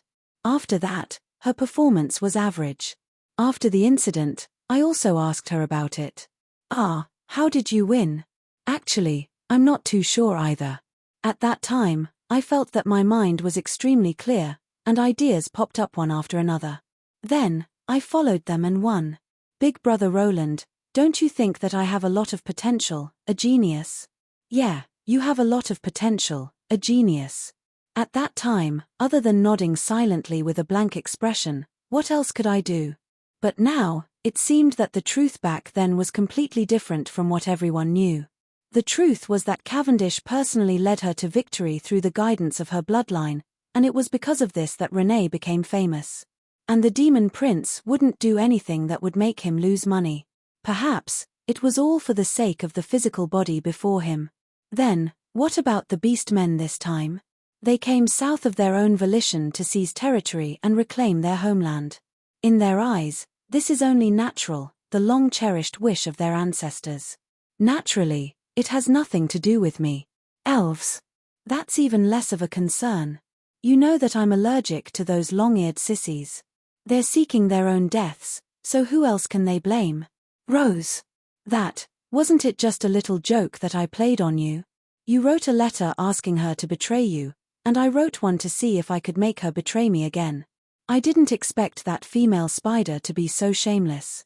Sigh, she even caused me to lose quite a bit of money. TSK, I still underestimated those black-skinned B***stards. The Earth Elemental Plane's dimensional door? That's something I instructed my subordinates to do. It's also for my boss, the Chaos Abyss, to do some odd jobs. Count it as preparation for the future. Still, it doesn't have anything to do with the Mist Kingdom, so it doesn't matter if it succeeds or not. At any rate, the revival of the Earth Elemental Gods has already fulfilled the requirements of the will of the Chaos Abyss. I couldn't help but be rendered speechless. Cavendish was quite direct and told me everything. But, since he was being so honest, I didn't know what to say anymore. Alright, since it's rare for us to meet, how about we find a place to have a drink? As he said this, the Cavendish smiled mysteriously as he raised his glass. Not only did I become even angrier, we were fighting so hard here, but in this brat's eyes, it was as if we were just playing an uninteresting game. It didn't matter if he won or lost, as long as he was happy. This comparison naturally made me angry. Fine, as long as you answer my last question. What's going on with these descendants that are left on the surface? What exactly is your scheme? Scheme? Isn't that your favorite? If I want something, I'll directly take it. It's still too early for the elemental tide's density. Let's talk about proper business later. I'll plant a seed, and when it germinates, I'll be able to use my physical body to travel to the mortal plane. Besides, how would such a small skirmish have anything to do with me? I'm a chaos elemental god, so I won't interfere in such a low-level battle. Relax, I have no interest in any of the countries in Ike for the time being. I'll save the best wine for last. Perhaps we'll have to fight in the end, but it definitely won't be now. Carwen's words infuriated everyone. He was truly treating this as a joke. The Holy War had only just begun, so it was impossible for powerful existences to descend here. Carwen's words were somewhat reasonable, but his nonchalant attitude this time was actually quite infuriating. As for those descendants, isn't that quite normal? You're already so old, so it'll be strange if you're still a virgin without a woman. Ah, I think I said something wrong. Sorry, I didn't mean to. Cavendish's strange smile had no sincerity in his apology. He really knew how to provoke me. So what if you're a virgin?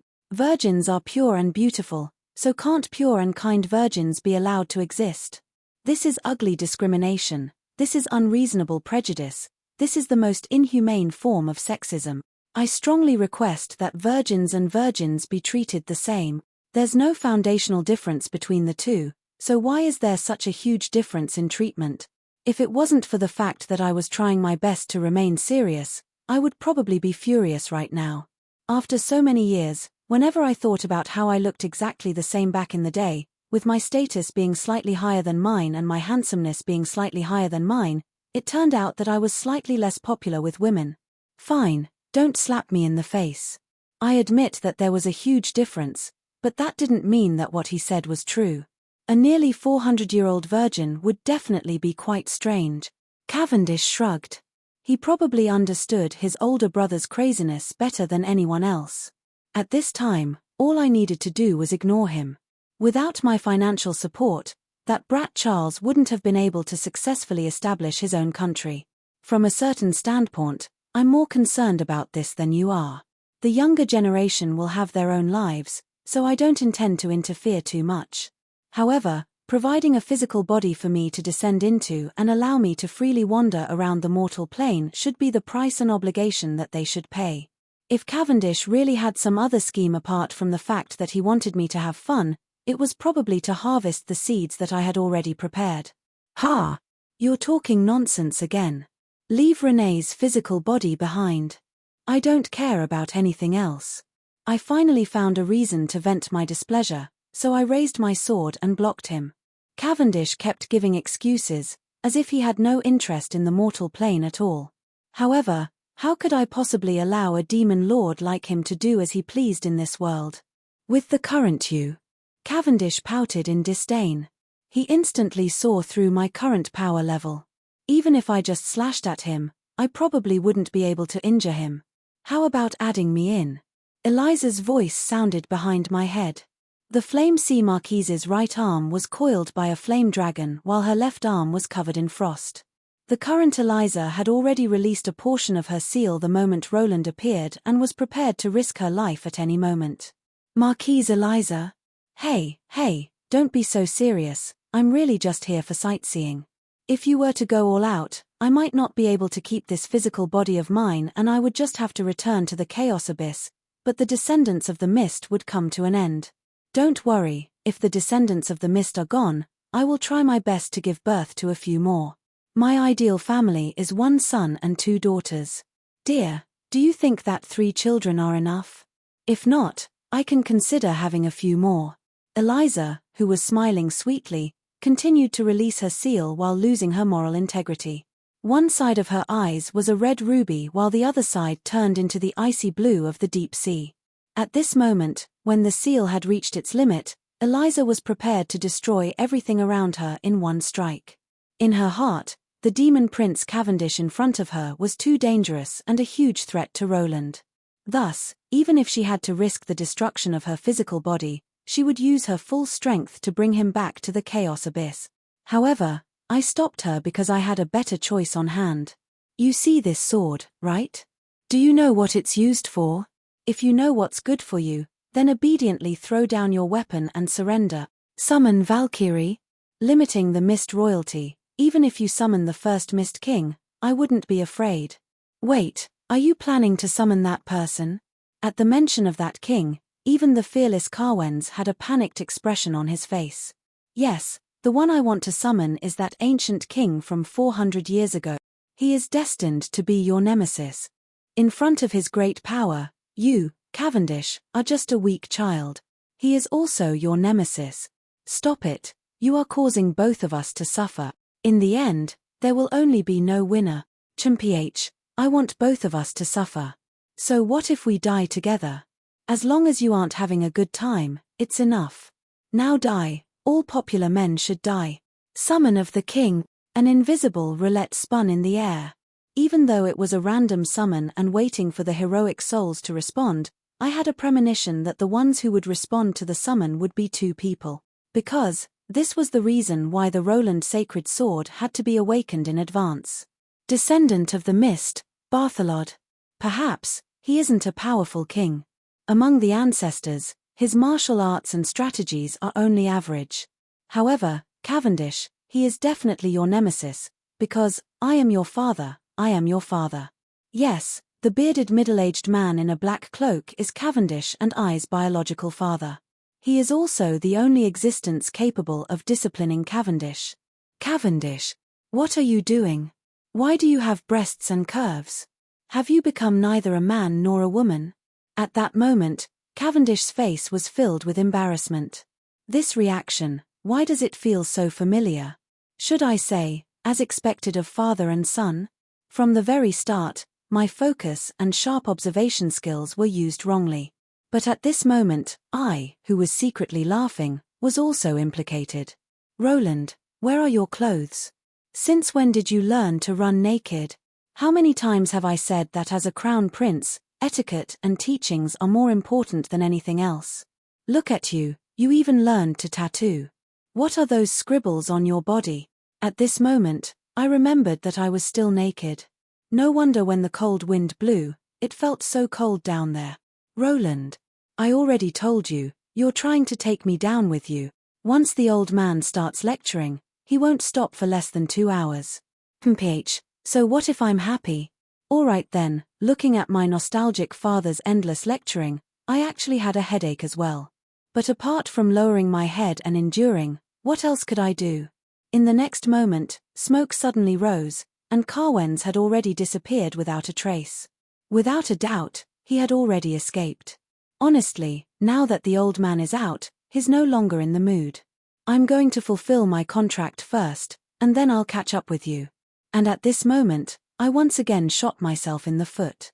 I was left behind to face the angry father alone. But from a certain standpoint, my strategic goal had been achieved. In front of my father, Cavendish would definitely restrain himself. And at this moment, on the Borealis's magical map, the symbol representing Renee instantly rushed out of the city. Oh my, you want to get Roland to praise you? Then if you want to do that, you really are a troublesome junior. Chapter 190. The weak are prey to the strong, and the strong survive. This was probably the foundational difference between the goddess of order Astrea and the goddess of chaos Cynthia. Astrea believed that individual strength wasn't the most important. The weak and the strong should rely on each other and make up for each other's deficiencies under the gods' rules. That was the most perfect form of society. For Cynthia, having children compete with each other, allowing the strongest existence to survive, and providing the best resources to the children with the most potential was the most perfect world. The difference in ideals finally caused the two sides to break up. However, this also caused the two sides' creations to develop in completely different directions. For example, the Order faction's human society. At the very least, humans weren't all that different from each other when they were born. Everyone couldn't possibly live without society. Even kings couldn't live without farmers. And if they really had to compare who was stronger, perhaps even the venerated emperor might not be able to defeat a farmer who fought with all his might. If humans were unable to represent true order, then angels, who were top-level creatures of order, should be able to. Their future jobs were decided at birth.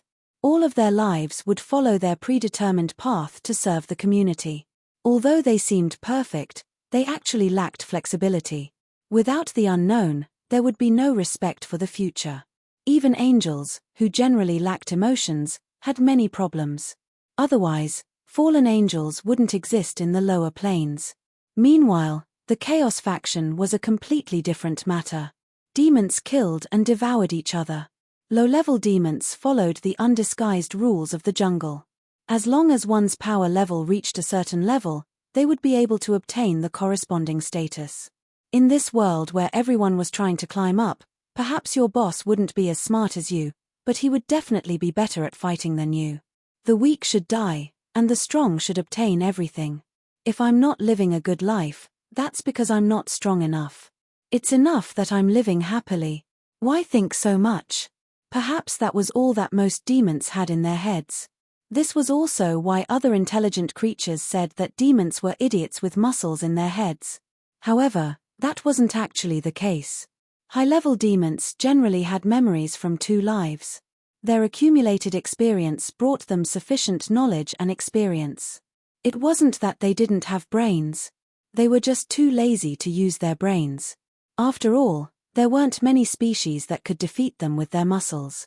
Idiot, perhaps I can't win against you in a verbal argument, but I can destroy you personally. Whenever someone tried to reason with a demon, that demon would use its own method to do so. It was likely that even if you were decapitated, you wouldn't be able to tell the difference. From a certain standpoint, Cavendish, who had always been immature, was indeed quite compatible with the Chaos faction.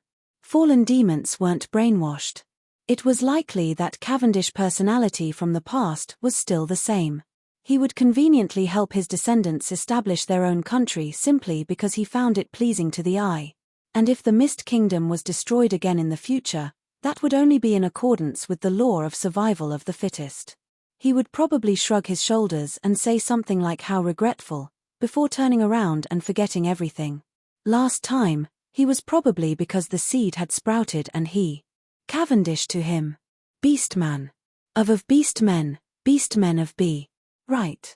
And faction beast. Chaos main god. Good. Of beast of creation, re-good. Beast of.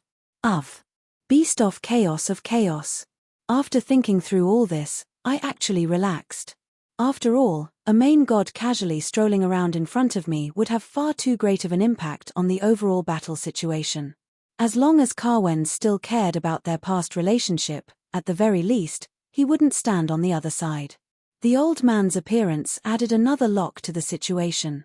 After all, as long as they weren't brainwashed and controlled, not every prince would be crazy enough to kill his father and destroy his country.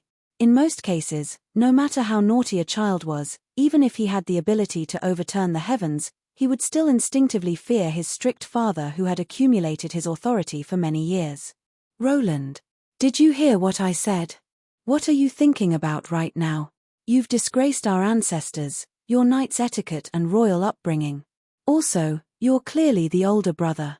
Didn't I ask you to discipline your younger brother? Look at what you've done. When Cavendish changed his sex, I didn't discuss it with you. Why didn't you stop him? All right then, when Carwens decided to run away without any sense of loyalty, all of my angry rebukes landed on my head. This nagging that had been delayed for more than 300 years made me nostalgic, but I also didn't know what to do. Damn it, when the old man starts scolding someone, he won't listen to explanations at all. That bastard Cavendish, he actually left me to suffer by myself.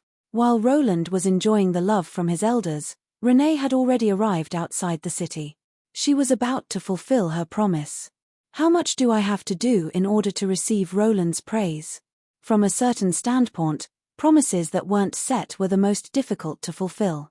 As a demon, Cavendish could indeed go back on his word. There were already countless souls who had lost everything due to making deals with existences from the lower planes. But as an ancestor, he still felt bad for deceiving his own descendant. Not to mention, Cavendish was intending to rent this place for a long period of time. In that case, it was necessary to maintain a good relationship with the landlord. Then, I'll pay a little as room fees. I've decided. You're the one, Rose. Heh, this is also my main mission, to take care of those idiots who don't know any better. But even if I don't say it, Roland should have guessed it. From a certain standpoint, time had indeed left its mark on Cavendish. At the very least, in the past, Cavendish wouldn't have been so scheming. He wasn't lying. He really did want to come to the mortal world for a stroll, but he didn't tell the whole truth. He just wanted to take a stroll and complete a small mission. True gods also had their own rules. The gods wouldn't directly participate in the mortal world's battles. This was a requirement of the world's endurance, as well as an unspoken rule to prevent the true gods from directly destroying everything in a holy war. And during the holy war, if the true gods interfered too early, or even directly descended, it would directly cause the war to escalate and the situation to spiral out of control. From a certain standpoint, if it wasn't for the elemental god Amdarokan's participation in the war, Rose's ambush wouldn't have occurred, and true gods wouldn't have fallen so quickly. Without a doubt, both the forest guardian god and the spider queen had obviously violated the rules. This was like a fight between two kindergartners. The loser invited his primary school older brother to fight, while the other suffered a loss and invited his middle school older cousin. Then, both sides continued to invite people to fight, and the fight escalated. In the end, it became a battle of life and death between the two families. Perhaps the final battle will happen in the end, but it won't be decided now. Naughty children who don't follow the rules will be hung up and beaten. If the parents of that family had appeared earlier and discovered that their child was being unreasonable, they would have given their child a slap. Perhaps this would have stopped the cycle. And right now, Cavendish was the slap. At the very least, on the surface, Rose was still a part of the Chaos faction. Even if someone wanted to slap her, it wouldn't be the Order faction's turn. Oh my, I'm so angry this time. It would seem that just a slap isn't enough. If Rose's betrayal wasn't punished, perhaps the next traitor would be born very soon. And not only did her second betrayal not earn her the forgiveness of the will of the Chaos Abyss, it even caused the Order faction to angrily give up on protecting her. I've seen plenty of fence-sitters and fence-sitters, but I've never seen anyone jump back and forth from the very beginning. Rose, do you think the main gods on both sides are blind or dead? You stood out too early, so consider yourself unlucky. Originally, that idiot elf god's crime of descending without permission was greater than yours, but he's already dead. That's why I'm using you as an example to others. Of course, Rose was doubtlessly the greatest threat to the Northlanders and the Mist Kingdom. It was unknown if some personal grudges and desires were mixed in with her official duties. A meteor streaked across the sky. When this meteor landed, the Spider Queen, who was preparing to steal the Northland's guardian god's divine concept, was destined to meet misfortune. Right, it's rare for us to be here, and it's still early. Let's find a place to kill some time. I'm already sick of succubi and half-blood demons, so why don't we find something new to have fun with? Beautiful and slender female elves and cute and healthy half-blood beast women. Beauties, I'm coming. Cough, my bad, let's do it again. Beauties, I'm coming. Cough. Perhaps before Cavendish made up his mind to get down to business, Rose would still be able to act arrogantly for a period of time. By the way, after this series of events, it seemed that a certain princess's reputation as the Lily Princess was destined to become more and more popular. As night began to fall, the pitch-black beasts began their final banquet. This land had been bled enough, and everything was coming to an end. In the snowy Northlands, a strange team was currently advancing in the snow even though it was still snowing heavily. Even though they were all elves, they were split into two groups. The dark-skinned elves at the back were arrogant, while the greyish-black elves at the front had depressed expressions. Grey-blood elves were the new name for these greyish-black elves. These 30,000-plus elves had confused expressions, as if they were walking corpses in a dream. After they joined a new master under the leadership of their king, that new master unhesitatingly sent them out to attack the current master of the Northlands. Are we still going to fight to the death against the humans? After circling one more time, the grey-blood elves returned to their original location. But as Armand said, previously, you were our equal allies, but now you're truly nothing more than dogs. If Rose was a traitor who had lost the trust of both factions because she had repeatedly betrayed them twice, then these grey-blood elves didn't even know how many times they had betrayed them. Betrayed their human allies and the Order faction? Yes, they had been from the very beginning. Betrayed the elven gods' expectations? That was the moment they abandoned the Northland's battlefield and urgently returned to their homeland. Betrayed all the Northland's elves? Their disgusting greyish-black skin was the best evidence. When they betrayed the Northland's elves on the battlefield, the disbelief and hatred of the betrayed Northland's elves were still deeply etched in their memories. And now, they once again betrayed their own elves who were suffering from calamity to participate in a battle that was meaningless to them regardless of whether they won or lost. That was why their faces were filled with fatigue, and they were tormented by guilt and pain with every step they took. It was no wonder that they were so exhausted. Warriors who had lost their beliefs and those they were protecting. How were they any different from walking corpses? Suddenly, a familiar song drifted over. It was a song that the Tassel Kingdom would play during every year-end celebration. It was the Tassel Kingdom's homecoming, and it symbolized the end of the year, as well as the reunion of the tribe. DAJHDAJD, KA Odd as DA.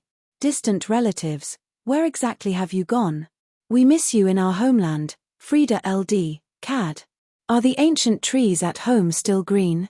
That familiar lake and spring scenery always reminds me of my childhood. Back then, the sky was so blue. Back then, the elves had a civil war, and the flames of war never stopped. In order to find a place for her elves to live in, the legendary moon elf bard Tassel traveled through countless mountains, rivers, and oceans. After experiencing countless hardships, she finally chose a territory in the Northlands. Here, she signed a contract with the forest's guardian god, Clairladen.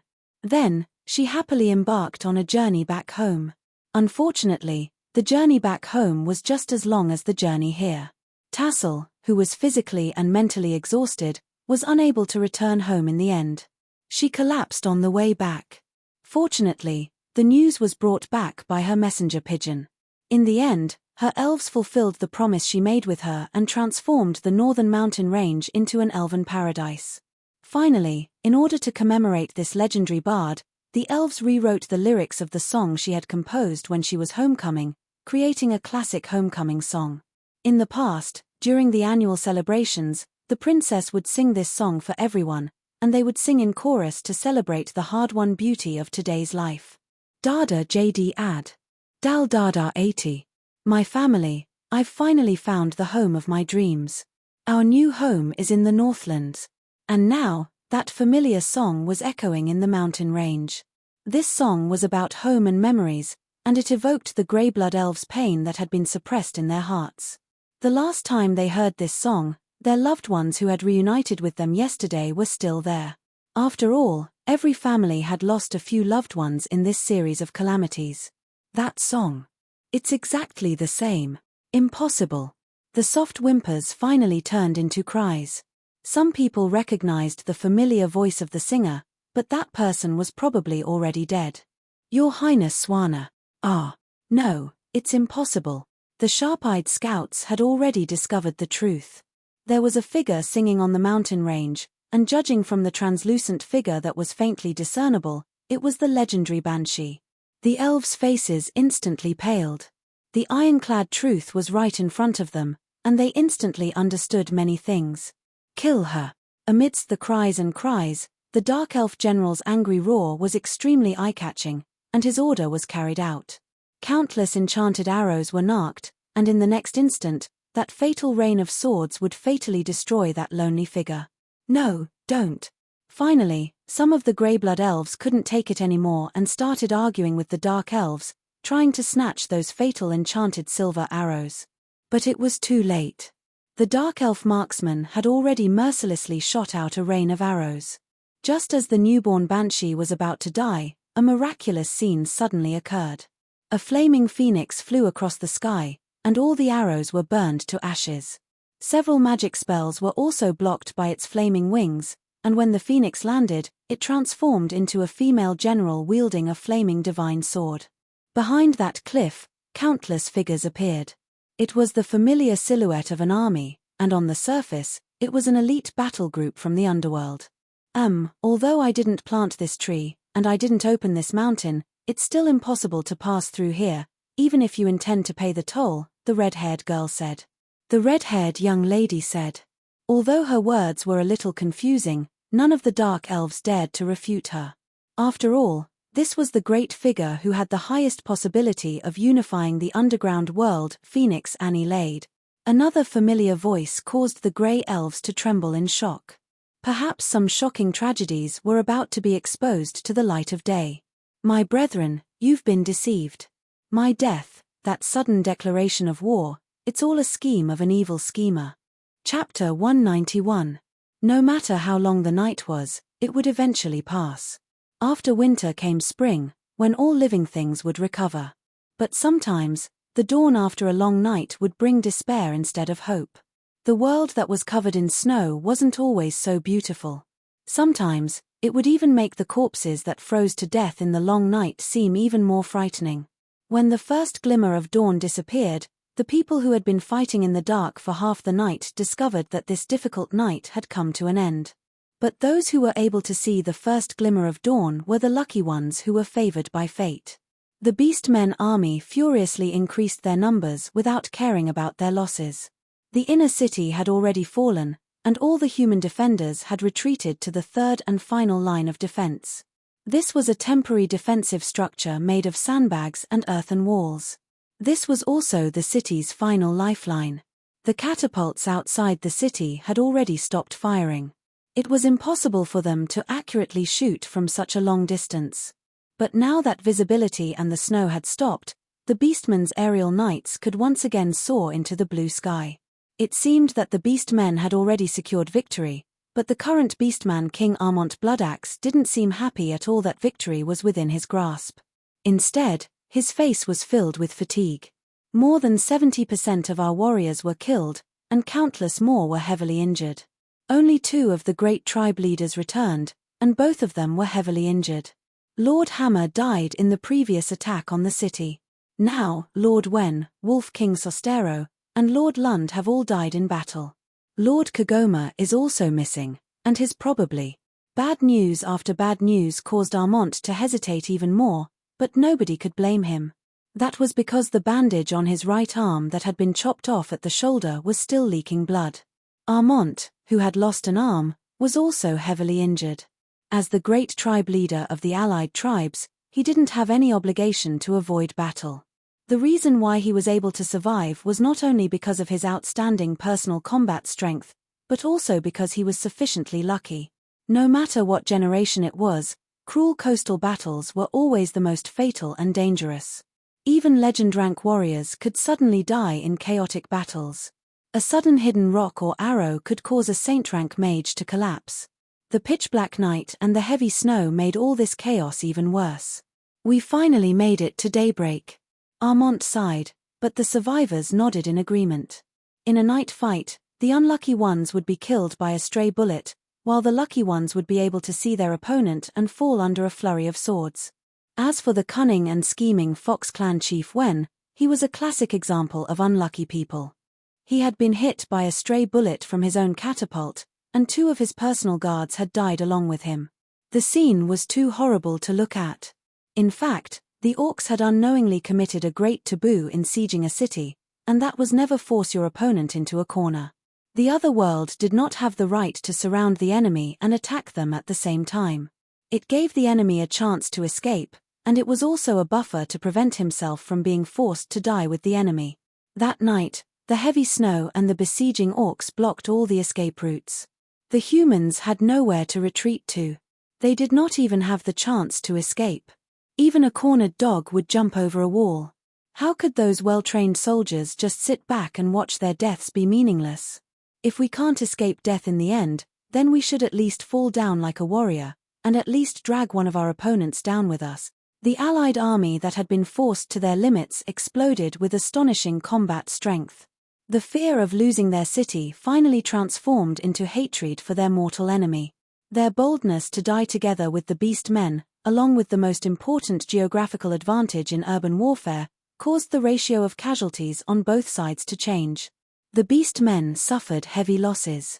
Meanwhile, Amelia's death garden continued to create death traps one after another. The human warriors that suddenly attacked from the houses were able to kill at least one of them. Bearman Lund wasn't the first, nor would he be the last. Meanwhile, the beastmen's reinforcements had long since stopped. Now that the battle had entered the chaotic darkness of the night, their crude siege weapons had become weapons of mass destruction that didn't differentiate between friend and foe. No matter which generation it was, being mistakenly killed by one's own allies would be the most unacceptable way to die. Large-scale sorcery and tactical magic.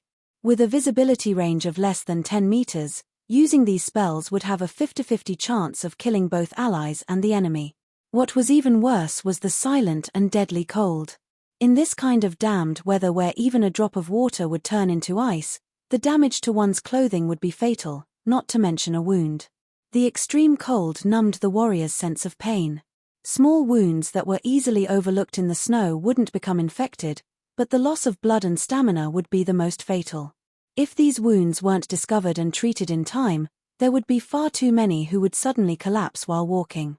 While the beast men had forced the northern human allied army to the brink, the beastmen had also forced themselves to the brink. The long list of the beastmen's dead was incredibly shocking. It could be said that the beastmen had suffered heavy casualties, and every family was in mourning. More than 70% of the beastmen tribes would need to reorganize after the war. Just their current losses were enough to announce that the beastmen's ambition to return to the Central Plains had failed. Even if they won in the end, they would need a long time to recuperate. But if Armand and the beastmen were given a choice, even if they knew beforehand that this was an unacceptable loss, they would probably still make the same decision. Victory is right before our eyes. Take them down, and we'll become the new masters of the Northland. When the crucial point of victory had appeared, how could the beastmen let it go? But if this strategic goal of conquering the Northlands was placed 3 months ago, the beastmen would probably be mocked for their lack of ambition and courage. After all, at that time, the beastmen only wanted to return to their ancestral land and fight their way to San Antonio. Unknowingly, the harsh reality hit the beastmen in the head. Their current strategic goal was to conquer the entire Northlands. The beastmen now no longer had the ambition to conquer all the human countries. Just the seemingly weak northern countries and the reinforcements from San Antonio had forced them to this point. They had already lost the courage to challenge the human super-empires. Of course, there were still some discrepancies on this point. After this battle, the other countries would probably re-evaluate the combat prowess of the northern lands, especially the astonishing combat prowess that the East Mist communal country displayed in this battle. Perhaps, even the harshest military critic wouldn't put the label of a weak country on its head. Knight Princess Rene, the new generation of magical swordsmen called the Four Elemental Swordcasters, the gigantic self-destructing war puppets called Roland Titan, the floating airship Borealis, the battlefield harvester Train King, and so on. All these new concepts and weapons would definitely allow the Mist Kingdom to rise again in the Northlands. Military strength also represented the right to speak in foreign affairs and politics. With the strength displayed in this battle, it was possible that Roland's Mist Alliance would become a reality. And on another level, when the news of the veteran leader Embark being forced to the brink in his own territory spread, the familiar name of Roland Mist would definitely attract new attention after being silent for more than 100 years. Of course, the prerequisite was that they could survive this current crisis. The beast men are here again. I exhaled a white mist as I shook my holy sword, causing the blood to fall off. This indestructible sword was now clean once more. For the Northland's human allied armies, which had already endured a bitter night of battle, neither the sky nor the snow stopping were good news. This meant that the beast men could reorganize themselves, and those damned aerial cavalry and siege equipment could be reactivated. Perhaps they would be able to take a breather for a period of time, but the final battle would end with the complete annihilation of one side. Middle-sized catapults that could move were slowly pushed into the city. The blooded elite soldiers bandaged their wounds and watched everything with high vigilance. Even the wind caused the tattered curtains to flutter, causing these veterans who had survived the bloody night to throw their javelins. At the same time, the commander of the allied armies, Black Bear Ainro, was right behind me. Or perhaps, I should say that he was lying not far behind me. The beast men didn't only know how to charge head-on. The cat-human assassin had found the command center, and even though he was rescued in time, he was lucky enough to survive. The one-eyed general was now completely blind. He had been stabbed 3 times in the right side of his abdomen, and he was so heavily injured that he couldn't even get up. But fortunately, he didn't need to command anymore. All he had to do was struggle to shout out a single word: defend. Defend. We have no way out. If we want to survive, we have to kill all these beasts. Defend. Behind us are the injured, the widows, the elderly, and the young. Defend. If we lose this battle, our country isn't even ready for war yet, and they will lose their land. Our families will be dragged into the endless flames of war. Yes, defend. At this point in the battle, there was no need for any strategies or arrangements. All they needed to do was carry out their will. Defend. One street was lost. The next street was already prepared with a new defense line. A temporary defense wall was flattened. The next wall was already built. An entire squadron was massacred, and a gap appeared in the defense line. The old man and woman, who had just been commoners, picked up the weapons on the ground and silently repaired the gap. Perhaps humanity's end and defeat will eventually come, but the beast men, do you want to take over this city and open up a path to the northern countries? Let the blood of the brave warriors here run out first. The young men with tense expressions didn't say anything else, but they used their actions to tell the arrogant beast men what the northerners were and what the people of the mist were. Winter is here, but aren't we northerners used to winter long ago? No matter how cold it is, it's not that difficult. We just need to endure it, hug each other for warmth, play with the dogs, and spring will come, right? Even though he couldn't see it anymore, Ainro still laughed in disdain. He was referring to the dogs when he said play with the dogs, and judging from the warriors' laughter, it was obvious. When the sun rose slightly higher, judging from the footsteps and the sound of catapults on the street corner, the final moment had arrived. At this moment, even I was out of options. All of my chips had been placed on the table. Antoon was too far away, so I couldn't count on him. I had Senton's army to stop the Dark Elves, and Shiluor's reinforcements had been out of my control from the very start. I had also used all of my new weapons of war. I had played all of my cards. That damned Embark. If it wasn't for him. Embark's final attack had indeed hit our vitals. If Red Maple City fell here, I wouldn't be able to turn the situation around. Sigh, if only this battle could drag on for another 10 days. Unfortunately, there were no IFS on the battlefield. Countless famous generals had died on the battlefield because of a single moment's difference. Accidents and misfortune would always accompany the losers. Heaven and hell were often just a tiny bit apart. I propped up my holy sword and stood up. Ever since Renee's unexpected departure, I had temporarily taken over the position of a mid-level commander. But at this point, I had even used the other two summoning abilities of my holy sword, but there was nothing I could do. My diligence and self-control are all dead, damned moon elves. Only their natural control abilities are so disgusting. The green-haired witch was in a rather sorry state. Her mana had been completely used up in this battle. 2 of the 7 virtues that she treasured so much, of which there were only 3, had died in battle. It would seem that she was at her limits. The moon elves were originally the Elven Empire's priestess species. They were skilled at communicating with the gods and true gods, borrowing the power of the gods to use all sorts of powerful divine arts. The original guardian god of the moon elves was the guardian god of the forest. The nature priests who had controlled the divine power of the forest for thousands of years were the most skilled at sowing seeds and controlling the forest.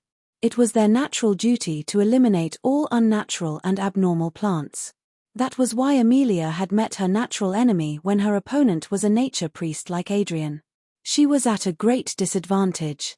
Senior Amelia, her usually immaculate hair was now messy, and her eyes were bloodshot. She had become even scarier now that she hadn't slept all night. If the beast men attack again, you can leave. I refuse to believe that you don't have a way to escape. Of course, I can leave whenever I want. You. Don't tell me that you're planning on dying together with the city like a foolish knight. Me? I'm the undying Roland. How could I possibly die here? I'm the super willful witch of the Tempest mood. How could I possibly listen to your commands? Now that my temper has returned, I'm going to go all out against those beast men. Heh, you think I'm useless just because I don't have a pet? I'll show you what a melee mage is like. Looking at it from this angle, Amelia, who had her sleeves rolled up, seemed like a shrewish senior from back in the day. I shook my head. There were some words that I didn't say out loud. Eliza. Heloise's preparations are complete, but she wanted me to tell you something. Don't use that unless it's absolutely necessary. Otherwise, all your hard work will be in vain. I still had my final trump card prepared. And right now, the only thing that could turn the tables in such a hopeless situation was the ultimate forbidden spell of undead magic, Undead Calamity. However, as long as I used this ultimate forbidden spell, which was forbidden by every country in the continent, all the corpses in the area would transform into mindless low-level undead. This was completely different from when I summoned the undead back in the day. Back then, the undead that responded to my summons were the undead who were unwilling to remain silent, while the ones controlled by Undead Calamity were the mindless undead who were permanently bloodthirsty. This was a forceful and permanent enslavement, as well as a blasphemy against the corpses of the warriors. Perhaps the warriors by my side would immediately turn their weapons against me, an evil undead mage. If I used Undead Calamity, the saying that undead don't represent evil would instantly become useless. It was likely that the Mist Alliance's plan would be completely ruined, and the Donglan Principality would likely be viewed as a new axis of evil, which would cause them to be isolated from the outside world. At that time, we would be the ones to win the war and lose all the benefits. Anything is better than being completely destroyed. It'll be hopeless if this little bit of flesh and blood is destroyed. However, Eliza adjusted her eyeglasses upon hearing my words. She didn't say anything, but judging from her lowered eyelids, she seemed rather displeased and listless. What's the matter? Why didn't you ask me if I could escape? Why didn't you try to persuade me to escape? All right then, Eliza indignantly spat out her resentment. She was quite cute when she was angry. Of course, she didn't want to escape by herself. She was just unhappy that she didn't receive the care that she deserved. At the very least, in name, Roland was still Eliza's boyfriend. I shook my head. Based on my understanding of Eliza, she didn't need to say such useless things to begin with. What's there to ask? Didn't you say that you would always follow me, no matter if it was in the river Styx or hell? What, are you going back on your word? Right after I said that, the dark clouds transformed into a clear sky. She smiled very sweetly. No way, I'll never regret it. Then let's fight to the death together. I'll go find you in the river Styx. Such a strange conversation didn't seem logical at all, but it was highly likely that it was going to happen. Perhaps the love lives of undying individuals were just so strange. I secretly broke into a cold sweat as I watched the gloomy sky turn bright again. I glanced at Amelia, who had suddenly become displeased, and felt Eliza's gaze on my back. I suddenly realized that my luck was finally turning for the better. Did I really say something like I was a winner in life? But why is it that every time I'm about to die, I'll suddenly turn for the better? Am I the type of unlucky person who's destined to shout after this battle, "I'll go home and get married," or after I leave the battlefield, "I'll say goodbye to XX before I die"? Hey, I don't want to die at my own funeral. That's why beautiful women are tearing up and confessing to me, "Actually, I like you." However, the familiar sound of footsteps not far away interrupted my thoughts. The final battle had finally arrived. Surprisingly, the person leading the group wasn't a beastman, but rather a familiar figure. His slender figure and light footsteps could only belong to an elf. Aishan. That's right. Even though he had transformed into a grey-blood elf, even though time had left its mark on his body, I would never forget his familiar face. After all, the person who had dealt me a fatal blow back in the day was this arrogant elven racist. But right now, this disciple of mine didn't seem to be in a good state. Two axe-wielding beast men were dragging him forward, constantly nagging as if they wanted to do something. Persuade him to surrender? Is there any point in saying such things at a time like this? Aishan's guesses seemed reasonable, but there would only be one ruler in the Northlands. Since there was already a deep grudge, the only way to cleanse it would be with the blood of the enemy. Persuading him to surrender would be impossible from the very start. However, judging from how Aishan's mouth was slowly moving, I was astonished. Hurry, kill him. Pitch-black divine light had already descended from the sky. That forbidden ritual had directly entered its final phase. The beast men were saying, "Prove your worth, elf." Only 2 words came out of Adrian's mouth. God's Descent. Chapter 192. What were gods? There was actually no way to answer this question. After all, in this colorful world, there were far too many existences with the title of God. Not only that, they had truly reached the level of God in everyone's hearts, but in reality, they couldn't be considered the same. Elemental gods, true gods of order, evil gods of chaos, primordial gods, and so on. They were all completely different in terms of composition, abilities, nature, and so on. Nobody could give a complete definition of them. Even the demon lords in the chaos abyss could call themselves gods and recruit believers to bestow divine arts upon them. In reality, there were quite a few devils and demons who did this. Their believers usually hid in the shadows, and those dangerous devil worshippers were often on various wanted lists. However, the Order gods, as the victors of the last holy war, actually had the most complete information. As for Rose, she was exiled from the Order faction. From a certain standpoint, she was quite similar to an ordinary Order true god. She had her own divine kingdom and oracle, and she would even protect the Dark Elves. In order to understand these undying existences, one had to first understand the difference between the Order true gods and other gods. The Order true gods were usually directly connected to a certain divine concept, and their existence represented the concept itself. First of all, one shouldn't treat the gods as individual entities. While they were indeed high above and eternally immortal, they were still subject to many restrictions. They created their own divine domains, but their true bodies were also trapped within their divine domains. They merged with their divine concepts to become incredibly powerful, but they were also merged with concepts and lost their sense of self. The Order faction was still the Order faction. Their god system was like a large tree with lush branches and leaves. All the gods were a part of the tree, and each divine concept and god had various kinds of connections. Low god, middle god, high god, main god. This was only an extremely rough classification, but from a certain standpoint, this was the current situation of the world tree.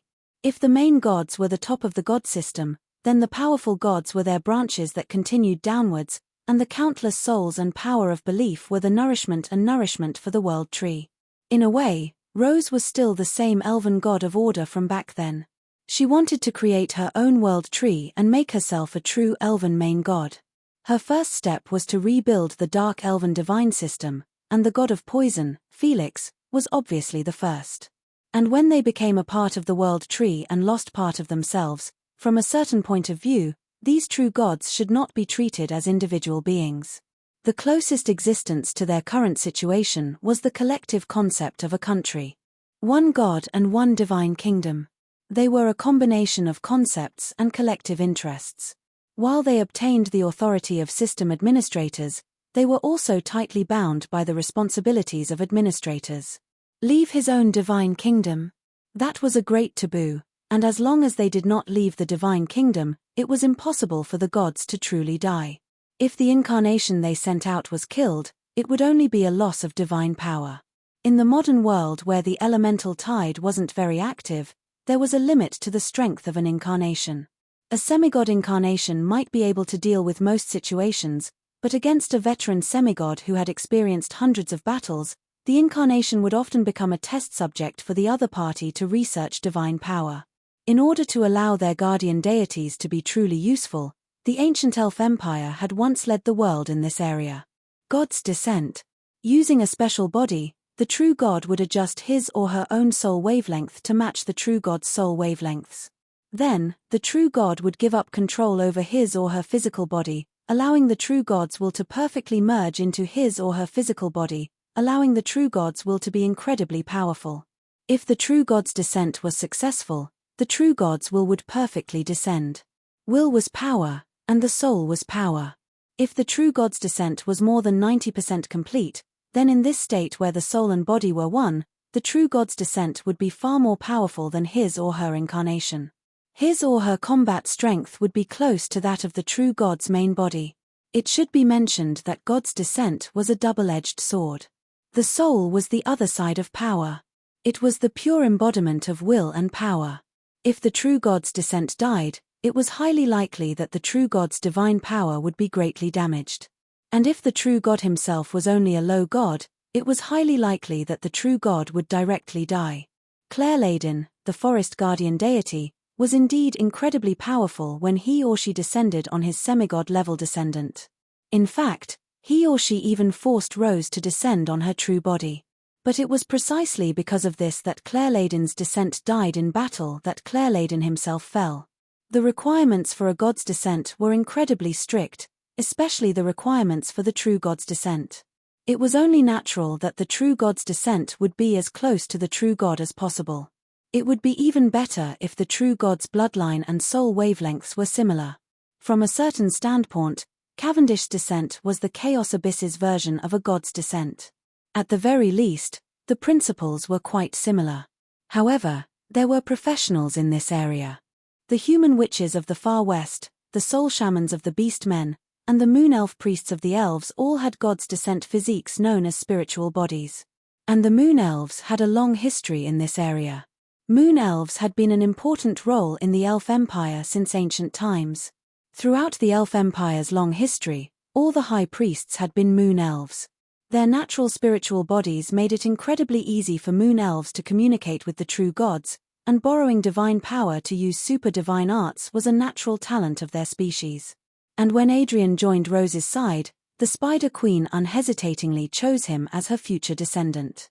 Amelia's many setbacks were due to this natural poison imbued with divine power, which greatly countered her. God's descent. As Adrian muttered, a pitch-black light descended, and a mysterious black fog began to wrap around Adrian's body. Strange magical runes appeared on every part of his skin. Adrian knelt on the ground in pain, but all the spears and arrows thrown at him by the humans were blocked. Poison god Felix. It didn't take much thought to know that the corroded ground around Felix was a clear indication of his identity. He was the lucky one who had recently ascended to the divine throne. The dark elf god Felix had long since reached the peak of semigod rank. With Rose's help, he had stolen the forest guardian god's divine concept. His original divine concept of forest sower and guardian god had mutated, and combined with the poison assassin Felix's own special abilities, he had become the poison of nature divine concept. And I didn't even need my own eyes to see who this opponent was. That was because at such a critical moment, my system wouldn't be willing to remain silent. Epic quest, slay a god, quest hint, kill the poison god Felix and let the foolish Rose taste the pain of losing her son again. Let her know what happens to those who go with the flow. Reward, based on your contributions, it will be worth at least 50,000 fate points. Punishment for failure, trust me, if you fail, there's no need for punishment. He's just a super weak god. You can't possibly fail, can you?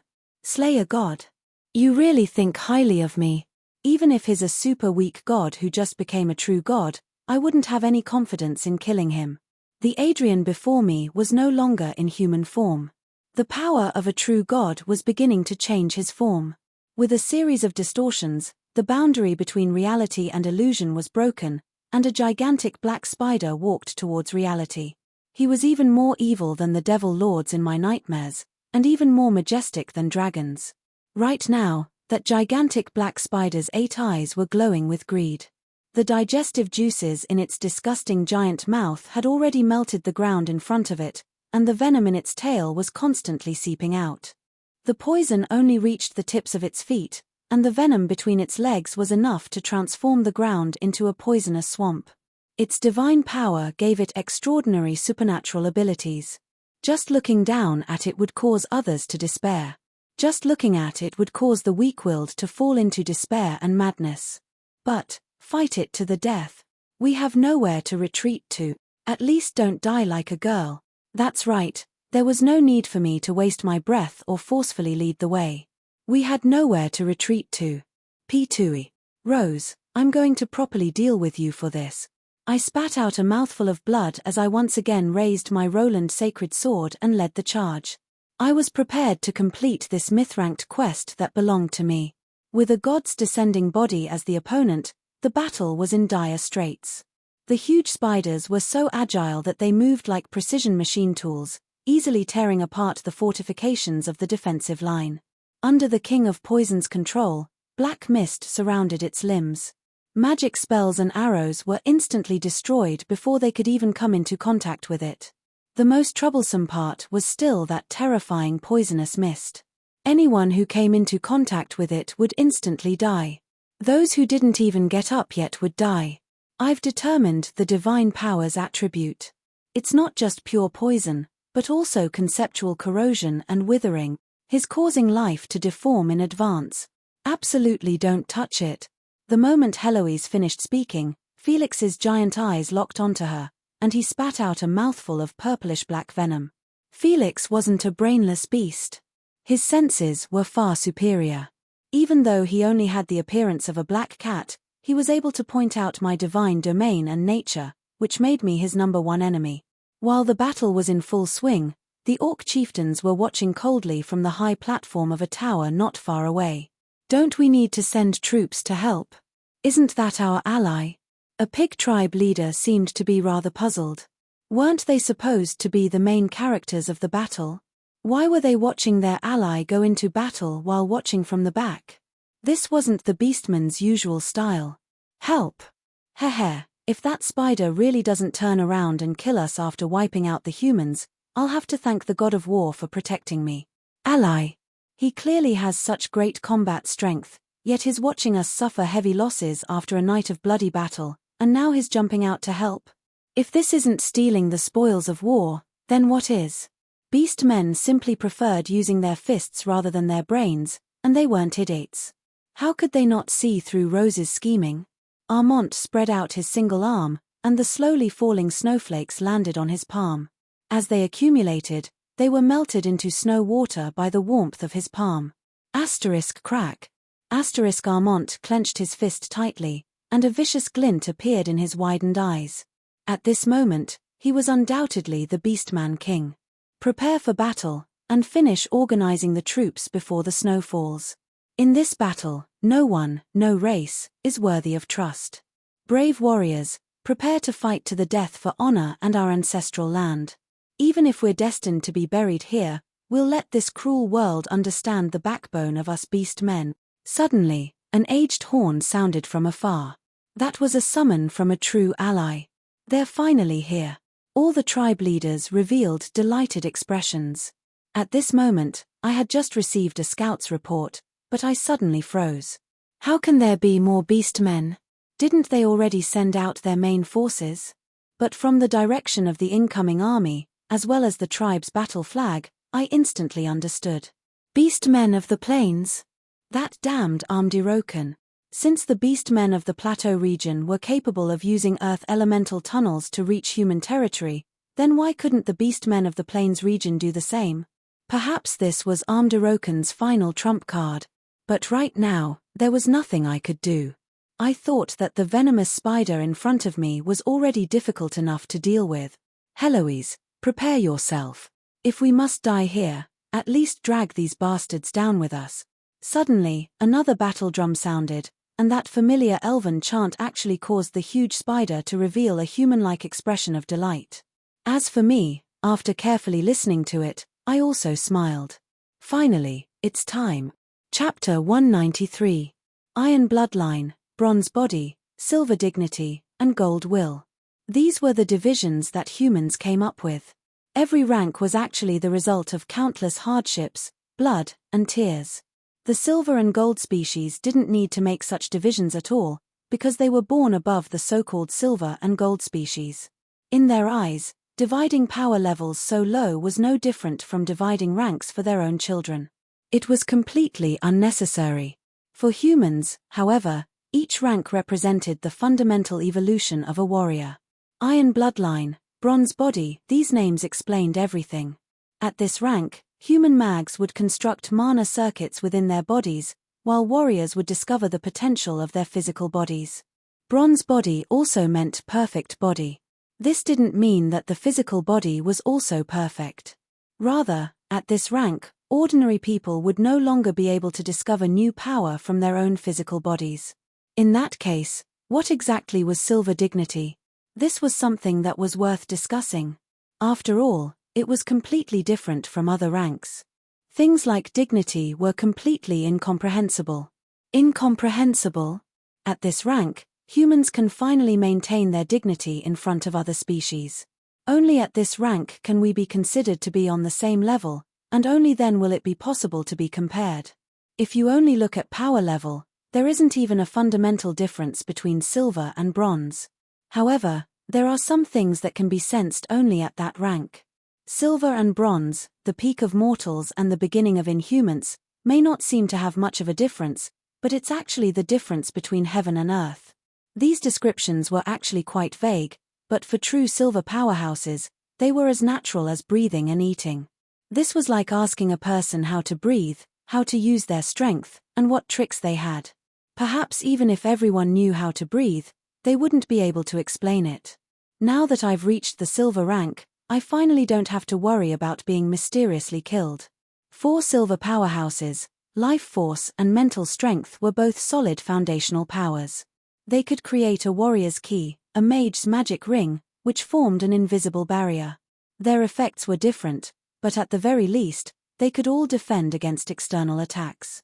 Silver powerhouses were able to form their own personal domains within their physical bodies, which could defend against unnatural powers. At least I know how I died. At least I can be cannon fodder. At least I can die with some dignity. On a real battlefield, those who aren't silver tier aren't even qualified to be cannon fodder.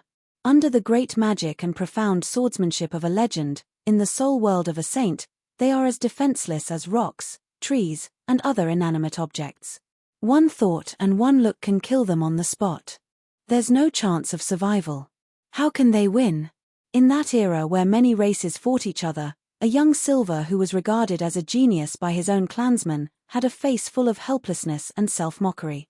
And if the opponent is a god, even if it's just a weak god who has just ascended to godhood, I shouted and gathered my will to form an invisible barrier that isolated the purple-grey withering god domain. If I still can't reach the silver rank, I'm afraid that I won't even be able to see my enemies before I die mysteriously in front of all the divine domains. And when I learned that I was about to face a god-level opponent like Cavendish, I unhesitatingly used up all my fate points in order to deal with an opponent with a divine domain. At the very least, I couldn't die mysteriously. And now, Cavendish had left. Felix doubtlessly also possessed a true divine domain. From the moment that he descended, his formless yet tangible divine domain had already covered half the city. If anyone used prophecy or detection abilities, they would see that purple-grey smoke everywhere. This wasn't something that Felix had done intentionally. It was a side effect of his divine domain. However, this side effect was fatal to the weak. Cough, cough.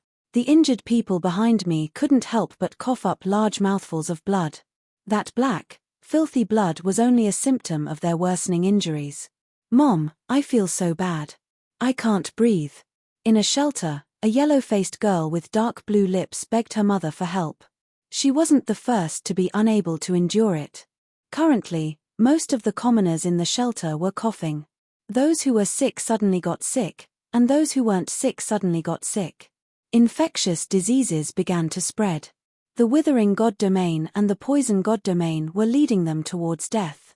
This was also one of the reasons why true gods were forbidden from descending. True gods, who were the incarnations of certain concepts, were far too frightening. If they existed in the mortal plane, they would naturally distort everything around them. For example, when the god of storm descended, his sky-covering waves would destroy everything.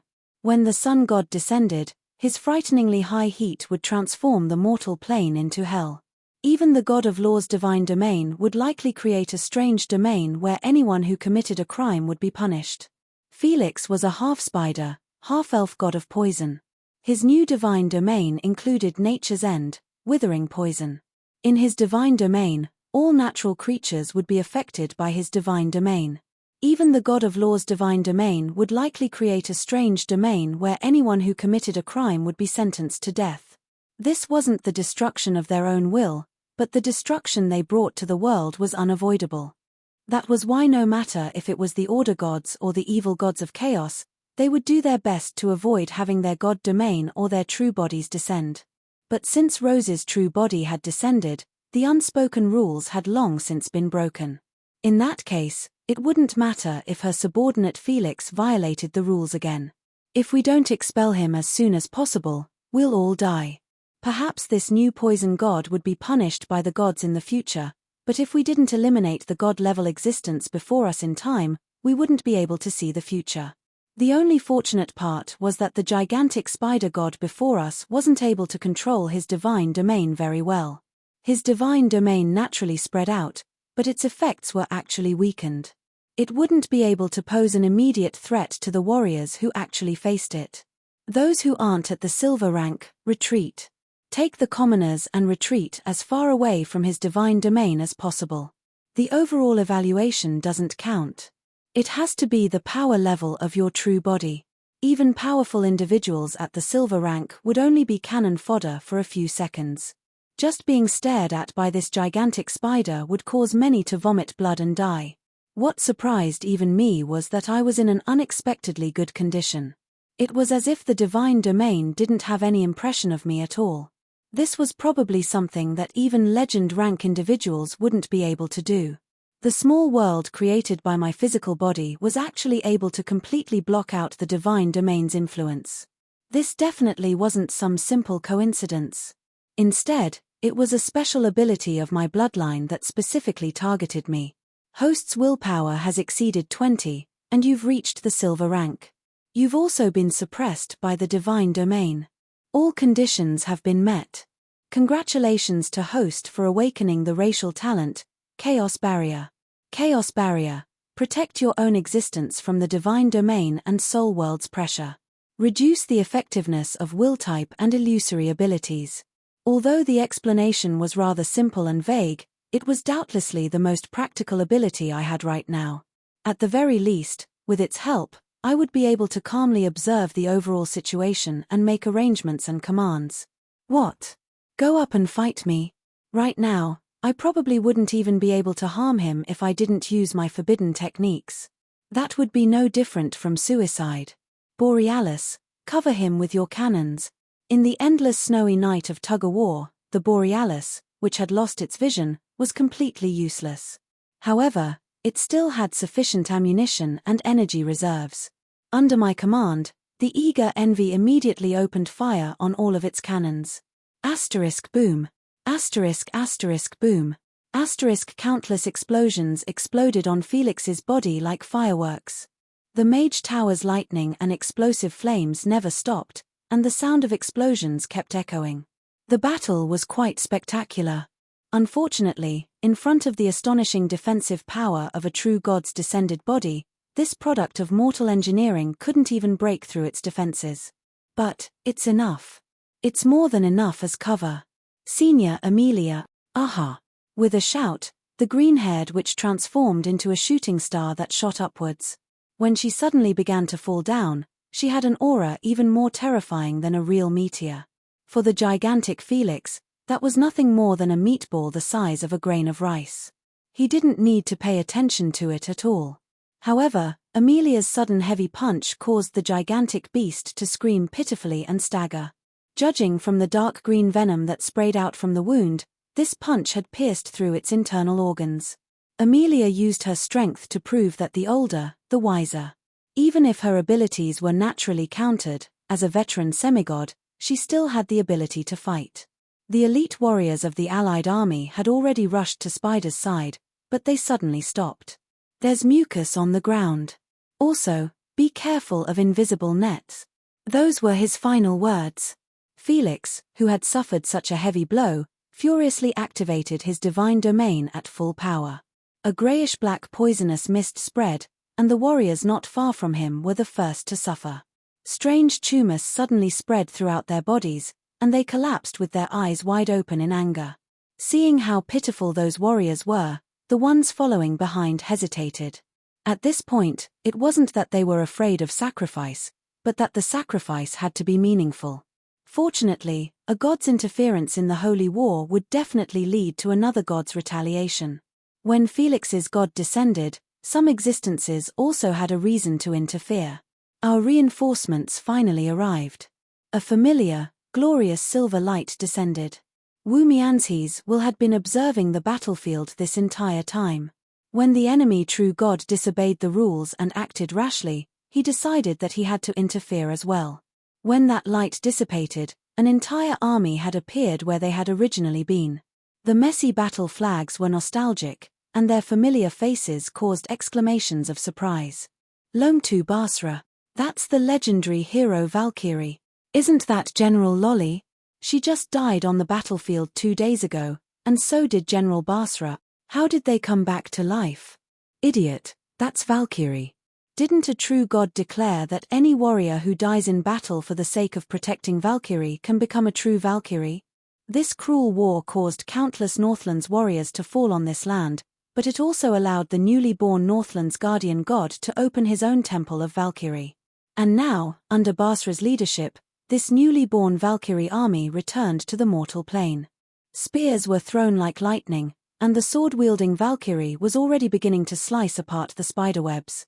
They were still maintaining the advantage, and when Felix was forced to continuously retreat, his 8 eyes shone with a vicious light. Then, that death-inducing divine domain arc exploded once more. But this time, the effects were quite poor. The Valkyrie army actually ignored his threat and took the opportunity to launch a new wave of attacks. But just thinking about it for a little longer, it was easy to understand the reason. This could be considered Felix's bad luck. Valkyrie was immortal. He was a condensation of souls and didn't have a physical body of a living creature. Naturally, he wouldn't be mutated or poisoned. This time, Felix had met his natural enemy. At this moment, the most eye-catching person on the battlefield was probably Lomtu Basra. Countless weapons suddenly appeared in the air. Precious divine weapons rained down like rain, and magic pattern scrolls drawn in ancient elven language spread throughout the entire domain. From the very beginning, Basra had been fighting with all his might. In the Battle of the Dragonslayer, through the amplification of great judgment, he had briefly reached the edge of a true god and understood this vast power. Now, the elven god system's divine domain and divine spark were right before his eyes, and the master he was loyal to had made it clear that he wouldn't stop him from advancing. How could he not give it his all? The gigantic spears kept stabbing into Felix's body. The Borealis cannons didn't have any gaps, and the witch's sudden attacks were even more deadly. The god of poison, who was constantly receiving new wounds, found himself forced into a corner. But if that was all, it was impossible for the Valkyrie army to deal with a god. Spider's grey forest. To Felix, the opponent before him was too difficult to deal with. He was forced to use the ability he had just learned. The concepts of nature, elves, corruption, and wither were all mixed together, and the Spider Prince's nightmare became a demon in reality. In the divine territory, countless strange plants suddenly grew. Those deformed plants were ugly and strange, but soon, these smelly trees and vegetation matured, directly turning into a dense and strange forest. And in the depths of the pitch-black forest, countless giant magical beasts with 8 legs and compound eyes stepped out of their nightmares into reality. They had already begun to step into the battlefield. It was chaos. It wasn't a one versus many battle, but a decisive battle between 2 armies. While the Red Maple defense line was in chaos, on another battlefield not far away, 2 real armies were testing each other out. One side was naturally the Plains Beast men who had come through the tunnel left behind by Amdiroken.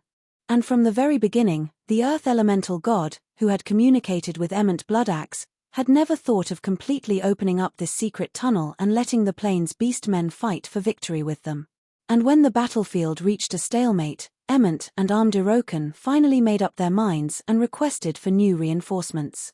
And the main force on the other side, apart from the demons of the underground world, were mostly elves.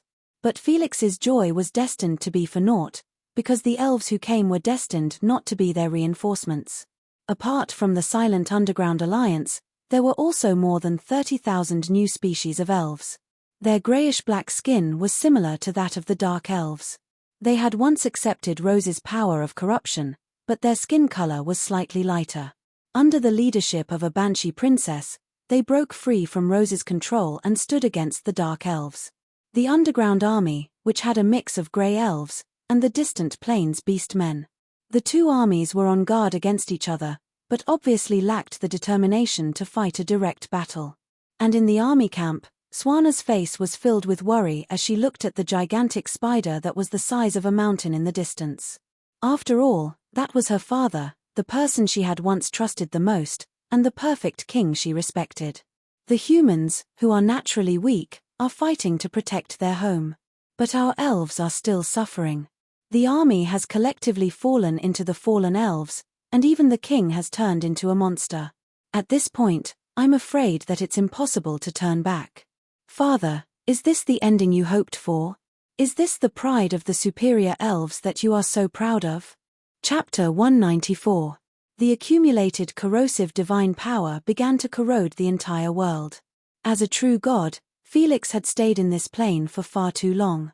The essence of his divine power was beginning to corrode the laws of the plane, turning this entire space into his divine kingdom. Greyish-purple clouds gathered in the sky, and the new snowflakes were actually inky purple.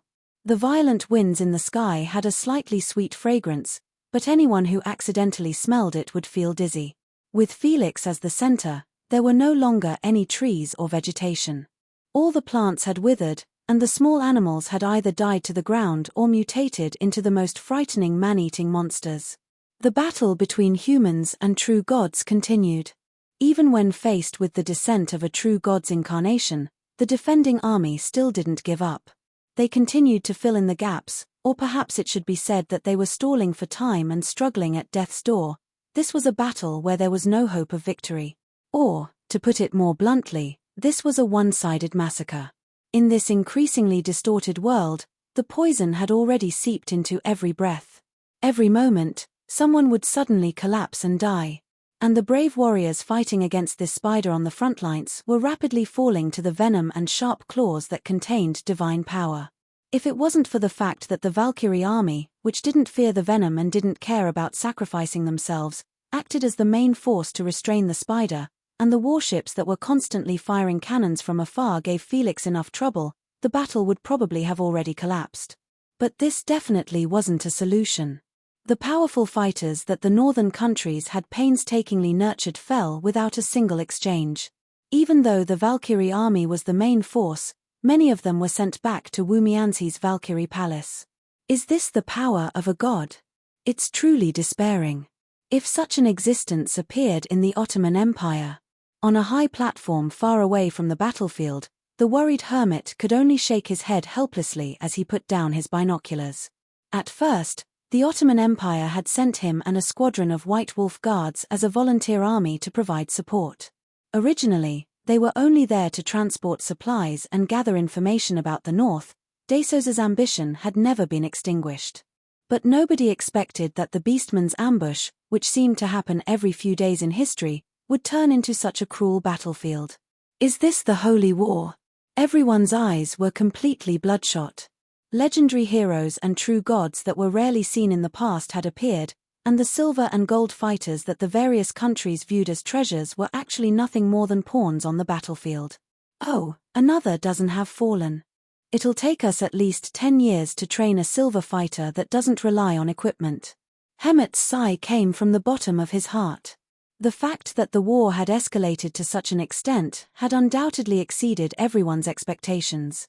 Up until now, in order to fight for the benefits and living space of their race, the Northerners, Elves, and Beast Men had all entered the battlefield. All the Northerners had given their all. In the short span of 2 months, the number of undying existences that had fallen was not small. Let alone the elemental gods, even a true god had fallen. Just the ascension of a new god would be a huge news that would shock the entire world. Apart from the war on the surface, the elemental gods and the residents of the underground world were also secretly participating in the war. Countless weapons of war were bound to change this generation. Now, even the true gods disregarded their reputation and directly participated in the war. Perhaps nobody would dare to say that the war in the north was petty anymore. If the Holy War is a battlefield of such intensity, I'm afraid that even the super empires won't be able to hold on for long.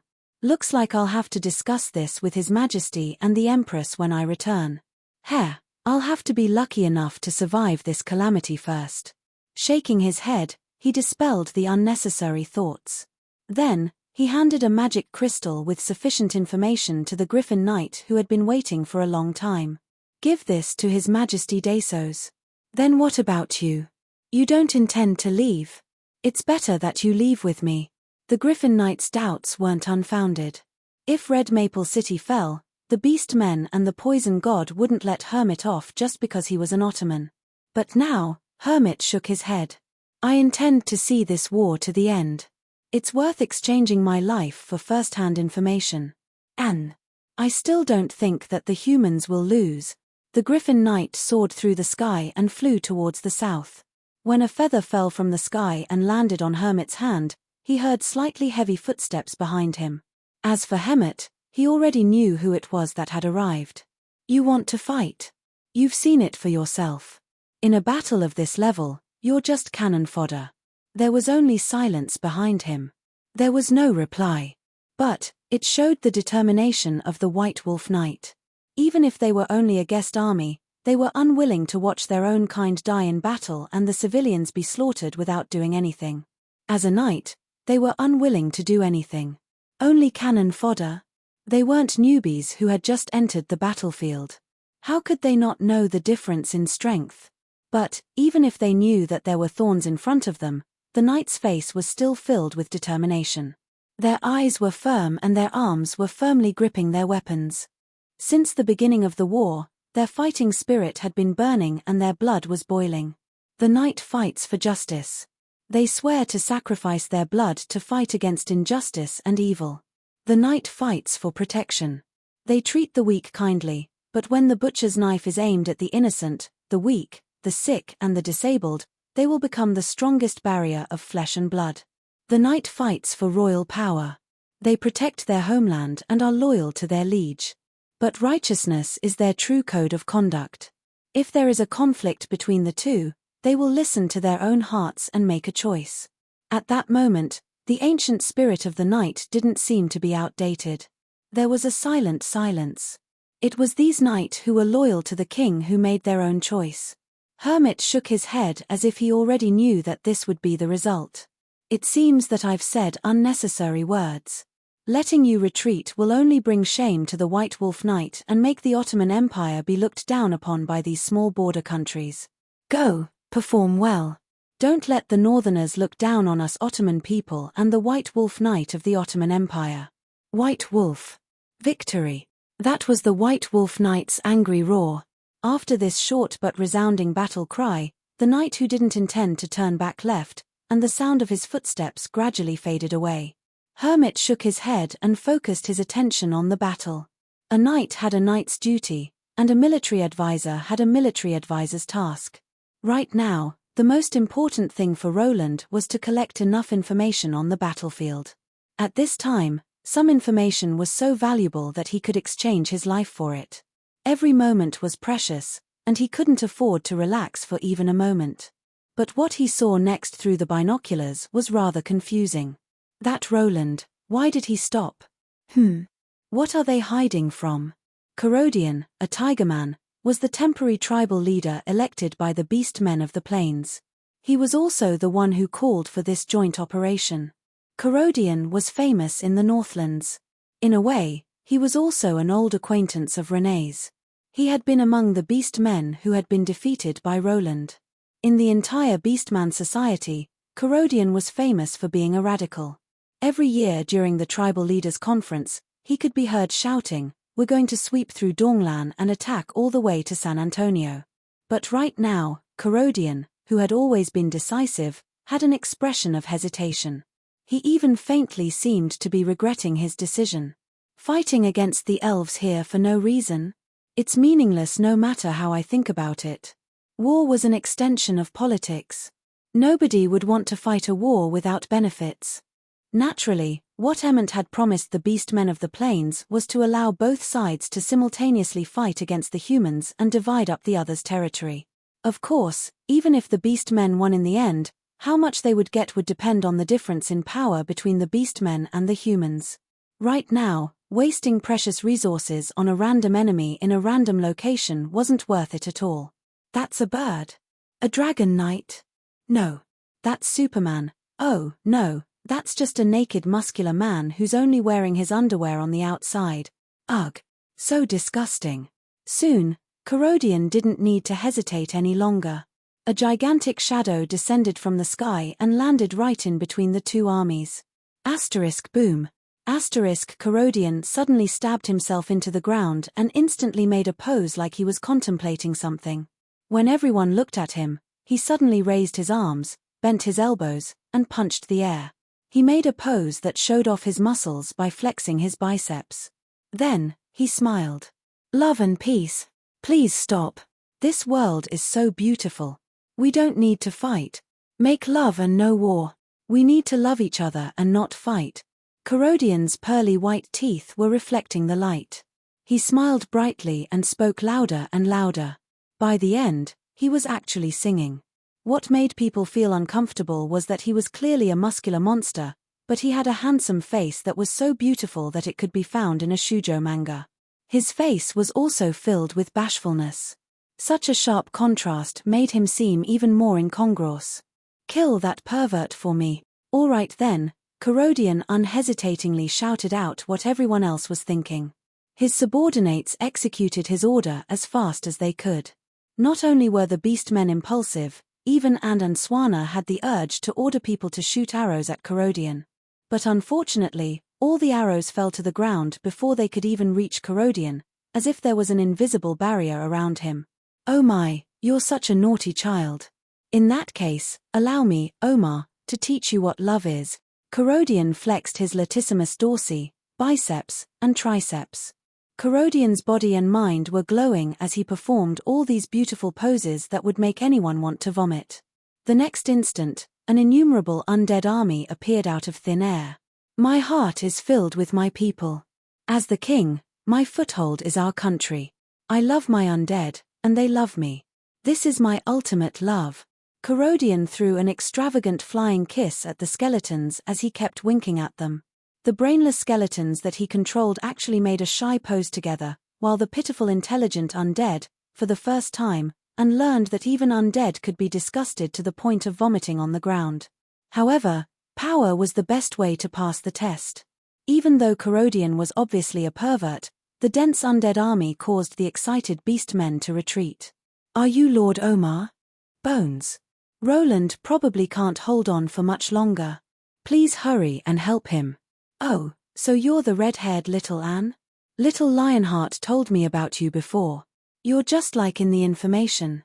You're really cute. Do you want to debut together with me and become an idol star? I've recently made up many new beautiful dance moves and songs. If we become a dance group, we'll definitely shock the entire world. Shock the entire world. Alright then, at least Anya knew that Corodian was a big shot. At the very least, she kept her complaints to a whisper. Why is it even more ridiculous than what I've heard? I've never heard of such problems, but the next moment, Omar's reply allowed everyone to understand. Relax, Father has already sent reinforcements. He's such an interesting person. I've learned so much about his understanding of love. I'm ashamed of my inferiority. As the black dot in the distance grew larger and larger, I sensed the truth. My eyebrows kept twitching. Of course, having reinforcements was a good thing, but if the reinforcements were that, I felt that it would be better to fight alone. That's a bird. A dragon knight. No. That's Superman. Oh, no, that's a bayphone. Hurry and dodge. In my field of vision, the black dot grew larger and larger. Then, it suddenly crashed into the ground, destroying a small building and creating an empty space. What's the matter? Is he dead? The exclamations from the side were obviously from outsiders who weren't familiar with Corodian. After all, no, even if the world of Aishi is destroyed, that guy won't die. How could anyone who was familiar with Corodian not know about his undying gentleman body? I almost died. As expected, the next moment, Corodian poked his head out from the rubble. He had an expression of being lucky to have survived, but I knew that he only had himself to blame. Bastard Draken. The next time you casually tear off my scales and touch everything, I'll throw you into a volcano. Above the clouds, there was an angry roar. That was a thunderous storm. Next, a purple magic dragon descended from the clouds. After landing, it transformed into human form and glared fiercely at the legend-ranked hunter who was trying his best to avoid talking about something else. Thunder Dragon? Is that your animal companion? I heard that Bayfoam used his dragon's bloodline to form an alliance with a thunder dragon. Only a thunder dragon, which was famed for its speed even among dragons, would be able to bring Bayfoam here from Antoon in a single night. It would be nice if you could come, but it would be useless even if you came. Why don't you have Adam come here? I wasn't underestimating him. His opponent was the poison god Felix. A legend-ranked hunter and a young dragon wouldn't be able to make much difference in terms of power. It would be better to have that dragon bring Adam here. But then, I heard a familiar silly chuckle. Heh, I didn't expect you to trust me so much. I looked behind me. Wasn't that the perfect meat shield, Adam? He was currently completely naked and covered in all sorts of magic runes. As it turned out, the moment the Thunder Dragon landed, it unfurled a gigantic magic carpet on its back. All sorts of magic runes and magic arrays had already been drawn on it. When this simple magic array resonated with Antoon's magic array, Marguerite was able to use the remaining magic materials to teleport again. The target of the teleportation was naturally the currently smiling Adam. Wonderful. I laughed in delight as I kicked Adam away. Be my meat shield. I need around 15 minutes of absolute safety. Alright then, let's not talk about how that naked man walked onto the battlefield with a displeased expression. With a top-level meat shield here, the pressure on the other warriors was greatly reduced, and I now had a chance to do something. Heloise had only pointed out Felix's stats, and he had already treated me with great importance. It was likely that there was nothing in the divine domain that could escape Felix's attention. Without his protection, I wouldn't be able to do anything great. Now that I had a meat shield, I could finally use my trump card. Chant the forbidden spell Ice Eon? First of all, that would definitely be a major spell that couldn't be completed in an hour or two, and first of all, I wouldn't be able to cast such a forbidden spell even if I burned my life force. Not to mention the severe consequences of casting such a forbidden spell, I felt that even a large-scale forbidden spell probably wouldn't be able to kill him.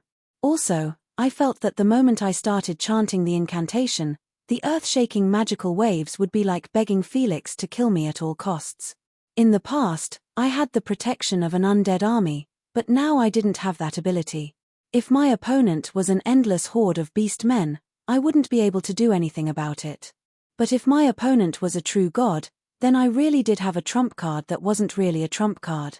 It was a trump card that would definitely break the rules and bring me endless trouble, but it was also a trump card that I had specially prepared for such situations. And it was because of this trump card that I dared to face Cavendish by myself. After all, so many years had passed, and it was entirely possible that Cavendish would turn on me. If I didn't have the ability to protect myself, how could I possibly appear in front of him? And it was precisely because of Cavendish's easygoing attitude that I had kept this trump card until now. And now, since Felix had completely broken the rules, I naturally didn't have to worry about attracting trouble with my trump card that was above all the rules. And just as I expected, the moment I started preparing to cast the spell, a rain of venom shot towards me. I didn't even look at it, as I focused on my preparations. After all, I trusted that someone would block this trouble for me. Ah, my underwear. It's over, I'm so embarrassed. As expected, Adam blocked the venom for me. However, the corrosive poison gas attack caused his remaining piece of clothing to be destroyed, leaving him completely naked. Pause. Wait for me to change my pants. Hey, I already said pause. Why aren't you following the rules? Lady, can I borrow your skirt for a moment? Hey, don't run. I'm really not a pervert. I just saw that you weren't wearing much, so it seemed more convenient for you to take it off. Pervert. Alright then. Let's ignore the fact that he had actually tried to borrow a female mage's robe, only to be slapped in the face instead. Still, the fact that he was here gave me enough time to be safe. And so, I made up my mind and used this trump card. God's Descent. Chapter 195. The battle before us had fallen into a hopeless predicament. Even if the warriors weren't afraid of sacrificing themselves, if Felix was so impenetrable that it was difficult to even break through his defenses, this was naturally an unwinnable battle. Naturally, everyone became discouraged. All below the true god level are ants. Elf main god Anslo Schuster Adelban. Even though I never agreed with such arrogant words, I had to admit that the most troublesome aspects of undying existences like gods were their undying nature and vast divine domains. This was a clear example. No matter how hard any mortal tried, they would be unable to deal any truly life-threatening damage to Felix. Even if they did manage to do something, Felix would recover in the next second after expending some of his power. What ants? It's just that the quality of divine power is too high. Mortals are unable to deal any life-threatening damage. Still, it's not like there's no other way. God's Descent. That's right, my method was God's Descent. This was the trump card I had left behind when I ascended to become a god, as well as my trump card to deal with those old fellows who might come looking for trouble with me. True gods were undefeatable. Even though this was considered the natural law of the world, I had never believed it to be so. However, divine power was a unique type of power that was almost a concept, and it was indeed difficult to deal with. And in order to achieve my goal in this holy war, I would have to deal with true gods sooner or later. And the simplest way to deal with them would be to have divine power as well. This was also the foundational reason why I spent so much effort to create a true god that I could trust. The conditions for God's Descent. In terms of souls and physical compatibility, Wu Mianzhi and I were second to none. We were the same person to begin with, so all the rituals could be skipped. If the Moon Elves were able to reach a compatibility rate of over 60% to complete their God's Descent, Cavendish would have a compatibility rate of over 80% with Renee, which meant that Wu Mianzhi and I would have a compatibility rate of 100% from the very start. The Moon Elves would need to change their soul wavelengths in order to complete their God's Descent ritual, but for me, I only needed to form a connection with my clone in the sky. Of course, having too high a compatibility rate wasn't necessarily a good thing. Having identical souls would cause another problem, but now wasn't the time to worry about that. As the two wills and souls of the same origin drew closer to each other through the link, A silver light so vast that it was impossible to look at it directly descended. A silver scale appeared in mid-air, and the Nephilic judge's silver mask materialized. The silver celestial domain and the grayish-purple celestial domain directly collided. Through my physical body, the guardian god of law and the Northlands, Wumianzi, has descended. Heh, is this the feeling of a god? Everything in the surroundings was crystal clear. Even the distant hermit, who was so scared that he dropped his binoculars, had a vivid expression. And in the eyes of a god, all illusions were meaningless. The truth of the soul could be seen clearly. I could sense the endless power of faith flowing through the heavens pillar to the various divine domains. In the Northlands, most of the power of faith was connected to me. As the guardian god of the Northlands, countless believers made me stronger. It's not a good thing to be powerful right now. I don't have much time left, so I need to hurry up. A physical body could only have one soul. When two souls entered the same physical body, even if there were special methods to make it so that only one soul could be used, the moment they descended for too long, they would instinctively try to devour and oppress each other. However, this wasn't a problem for me. Wumianzi was a clone that had no sense of self to begin with. The fusion of two completely identical souls was like two files with identical data stacked on top of each other. No matter how they were stacked, they were still the same file. But my problem was not in this aspect. Damn it, the fusion has begun as expected. That's right, my problem wasn't how to perform a perfect god's descent, but rather how to separate after the god's descent. If an ordinary god's descent was the equivalent of mixing water and oil, then they would work hard on how to fuse two completely different existences into one in order to increase the fusion rate. My god's descent was the equivalent of mixing water and water. The biggest problem was that it would be difficult to separate after the fusion. But right now, I had already achieved my first strategic goal. Countless secrets and knowledge were pouring into my mind, and a tremendous amount of divine power was pouring into my body. Although I had taken many detours, I had finally stolen the knowledge and wisdom of a true God. The secrets of divinity, the composition of the power of faith, the cycle of reincarnation, the Valkyrie Palace. It's all worth it. There were some things that could only be seen clearly after reaching a certain height. I had been looking forward to the mysteries of the gods for a long time. Only with this would it be possible for the next step of my plan to be realized, and my future path of development would also become clearer. I've finally taken another step forward. With these, I'll be able to fully increase my personal combat strength, but now wasn't the time to be happy.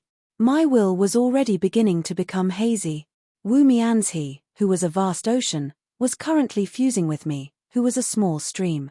If this fusion continued, we would likely never be able to separate. No matter if Wumianzi is pulled down or I'm pulled up, neither is an acceptable ending. This means that all of my efforts for so long will have been for nothing. Although there were many thoughts, everything actually happened in the blink of an eye. In the eyes of the spectators, they only saw Roland floating in midair with a silver crown appearing on his forehead. His tremendous divine power transformed into a physical divine domain. The silver divine domain and the grayish-purple divine domain clashed, corroding and pressing against each other.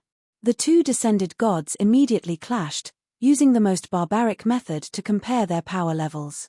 Perhaps it was because Roland, who was a vessel, was far stronger than Adrian, or perhaps it was because Wumianzi, who had two divine domains, was stronger than the god of poison, or perhaps it was because Felix, who had just ascended to godhood, was far from being a true god. The result of their clash was obvious. Silver had an overwhelming victory. Battle of gods. This battle that would decide who would become the ruler of the Northlands had finally reached its final stage. The gods were beginning to directly interfere in the battle. Although I seemed quite impressive right now, I actually had a splitting headache, my mind was hazy, and I was about to fall asleep. But I knew that if I fell asleep now, I probably wouldn't be able to ever wake up again. Shadow. With a low roar, an illusory shadow came to life. It attached itself to my body and began greedily devouring divine power to grow. This was the power that I had obtained in the snowy mountain. Frigid Moor, which had been unable to hatch for a long time, finally transformed into a shadow of ice. Right now, It was a newborn that was extremely lacking in nutrients. Divine power, which was of the same origin, was the best nourishment for it. Why was it of the same origin? Wu Mianxi's divine power was of the same origin as mine. This frigid Moor was my companion species, which was also of the same origin as me. The end result was that frigid Moor and Wu Mianxi were also of the same origin. Frigid Moor would grow together with its host. It would absorb its host's emotions and gradually evolve. And this newborn frigid Moor called Shadow had already absorbed more than 300 years of my negative emotions. Perhaps the craziness and warping in a desperate situation had created its frightening power. Even though it had just hatched, it was already able to easily toy with and even kill Fuml. If it absorbed enough divine power to make up for its innate deficiency caused by being unable to hatch for so long, it would be unimaginable how strong it would become. It was definitely worth looking forward to. Under the nourishment of the silver divine power, the black shadow began to change color. The silver shadow began to become more and more tangible. Under the accumulation of coincidences, a brand new type of divine power was being born. From afar, Shadow was nothing more than Wu Mianxi's wings of light after his god's descent. Those feathers of light that filled the sky were exceptionally beautiful. The silver wings of light continued to spread out, and a silver-white cape covered the face of the god. Wu Mianxi's silver mask descended into the mortal realm. Countless one-eyed emblems opened in midair. His gaze was everywhere as he examined the entire world. Actually, this special equipment was the form that Shadow had chosen to transform into. Right now, as the other half of his body, he was helping me to carry a portion of the divine power.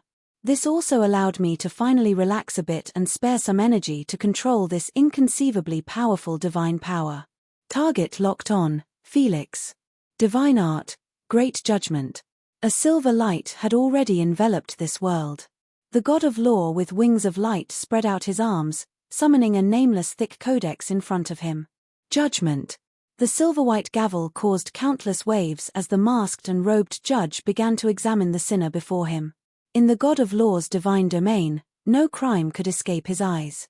At this moment, under the gaze of the eye of justice, countless crimes appeared before him. The codex kept flipping to the page labeled with the crimes and punishments. In front of the original codex and the god of law, no existence could be exempted, even if he was also a god. You have sinned. The silver divine domain began to expand. Since these beast men were here as well, how could I possibly let them go? Since they were still waiting at the scene of their crimes to share in the spoils of their crimes, I was going to judge them all together. Asterisk hiss. Asterisk unfortunately, the spider god's screams tore apart the expanded divine domain. Its struggles took up most of my energy, and caused me to lose the possibility of dealing with this trouble once and for all. Silence. The divine domain suddenly contracted, and silver chains bound the gigantic spider god. Biting off more than I could chew, I focused all of my divine power and attention on the opponent before me. Divine law, the first of the 13 sins, those who willfully take the lives of others for their own selfish desires shall receive the god of law's harsh judgment. Even after death, they shall be punished by mountains of swords and seas of fire. Divine law, from the very start, didn't have any restrictions on who it could be used on. It was a law created by the god of law, but it was also his teachings, as well as the reason for the god of law's existence. Yes, from the very start, divine law didn't have any restrictions on who I could judge. I had intended to judge the gods from the very start. Judge the gods? Have you gone mad? This was Ayles' astonishment at the time. No, it's this world that's gone mad. This was my reply. Let me, this lunatic, let you arrogant idiots, let you bastards who treat the hard lives of ordinary people as entertainment, let you know what the dignity of mortals is. If I don't drag you bastards to the bench of judgment, how could this damned war ever end? Divine law, carry out judgment. Silver chains materialized and dragged the spider god down to the mortal plane. A dark purple divine soul began to merge into his body. This judgment was directly targeted at a true god's true body. The silver cross transformed into a sharp blade, and the light of law transformed into a boiling sea of magma. In between illusion and reality, The spider god was currently being tortured. And this was only the beginning. Divine law, the 7th of the 13 sins, those who willfully take bribes for their own selfish desires, break the law, and neglect their duties shall be stripped of all their positions and demoted to a commoner. Felix, thou wantonly descended to the mortal plane, causing slaughter and war. Countless lives have died because of you, and the river Estyx is filled with vengeful spirits. Even though he was being tortured by mountains of swords and seas of fire, the enraged spider god was still doing his best to struggle, attempting to break free from his restraints. He had a premonition that his end was right in front of him. Thou art not fit to be a god. I hereby declare that the poison god Felix shall be demoted to a commoner. The complete suppression of the divine domain allowed the great judgment spell to take effect. From that moment onwards, Felix lost his divine domain. No matter how much power he had left, he was nothing more than a gigantic savage beast, not a venerated true god. I knew that once the divine domain disappeared, Felix would return to his status as a god. I was still far from having the power to truly judge the gods, so this kind of deprivation wouldn't last long. But it was enough. A bright white thunderbolt first struck Felix's head, causing him to scream out in pain. As my most trusted partner, how could Adam possibly miss out on such a good opportunity? His large wound didn't instantly heal like before. Without his divine domain, divine power, and indestructibility, Felix was nothing more than a slightly larger and more difficult beast to deal with. Hurry. Don't waste the opportunity that Lord Wu Mianzi created. White Wolf. Victory. Silver Cross. Charge. Don't let those southerners steal the glory of slaying a god. That's ours. Black Eye Legion, grit your teeth and stop. Is there anyone else in the road's royal guards? Damn it, even if I'm the only one left, I'm still going. I can't let anyone look down on me. The cannons that had overheated to the point of being useless were ignited once more. The heavily injured knight began his final charge, and among the exhausted army, the 4 elemental swordcasters were the most eye-catching as they replenished their mana through the Borealis. The other warriors had already used up all their mana in the long and drawn-out battle, but the swordcasters, who were born for the battlefield in this new generation, had already replenished their mana through the Borealis.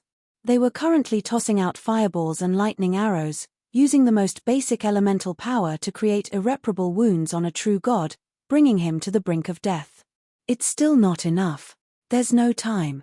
But from what I could sense, this still wasn't enough. Felix still hadn't received any fatal injuries, but I was already at my limits. Chaotic memories that I had already lost filled my head, and the increasingly heavy dizziness made me want to just sleep, but is there really no other way? It was so difficult for me to reach this step. Am I going to fail just like this? I can't accept this. Our souls were beginning to resonate and merge again. If I didn't cancel the god's descent soon, I probably wouldn't be able to do so anymore. I wanted to grit my teeth and persist, but my increasingly hazy consciousness made persisting meaningless. Just sleep here. Why must you be so persistent? No. Then, cancel the god's descent. Your soul is currently melting. You absolutely can't. Who am I? Wu Mianzi? Roland. Black Hand. Rolo. Tempting words were stealing away my consciousness, and Felix's struggling divine power was making everything worse. My chaotic memories caused my consciousness to become chaotic, and I was already at my limits, but, Aurora Night Squadron, return. Let these invaders know the wrath of the people of the mist. Long live the will of the mist. We've returned. The familiar battle cry startled me. Weren't those my Royal Night Squadron coming over from the horizon? They had finally caught up. The Mist Kingdom's Royal Night Squadron, 54 Aurora Night Squadron, are all here to pay our respects to His Highness Roland. Your Highness, we've returned. Ah, my Night Squadron, I knew that you wouldn't disappoint me. After all, no matter if it was 378 years ago or 252 years ago, you still wouldn't disappoint me. No matter if it was 132 years ago or 1 year ago, you still wouldn't disappoint me. The Donglan Principality, the Aurora Night Squadron, 174 Aurora Night Squadron, are all here to pay our respects to His Highness Roland. We pay our respects to His Highness Roland. Your Highness, leave the rest to us. This group of youngsters from the new generation followed their teacher and circled around in front of me. Then, they suddenly pressed down on their iron helmets and charged towards that gigantic divine power beast while laughing maniacally. Brat, well done. The first king of the mist, frigid Moor Lion King who rarely praised me, suddenly transformed into a gigantic lion statue and pounced towards Felix. But he was destined to fail. Our Dang is here. Our Dang will beat up whoever dares to bully our Pa. If it wasn't for that familiar voice, nobody would have associated that gigantic Storm Titan giant with an abomination. The Storm Titan giant that suddenly descended smashed Felix into the ground, while the gigantic bone dragon that suddenly dived down screeched and shot out its breath of death. This was a rare sight. On the ground, the undead knight and the holy knight were charging together, while the dragon knight was actually on the same side as the bone dragon. The corpse eater king was actually raising the human's sacred sword. Unknowingly, I seemed to have gotten one step closer to the ideal land in my dreams. I had already lost control of my hazy consciousness, but I firmly held onto the shackles. That wild beast had already fallen into the cage. Felix, you want to escape? Stop dreaming. Let's first pay some interest for the bloodshed on this land. After that, I will ask Lorsai for the principal.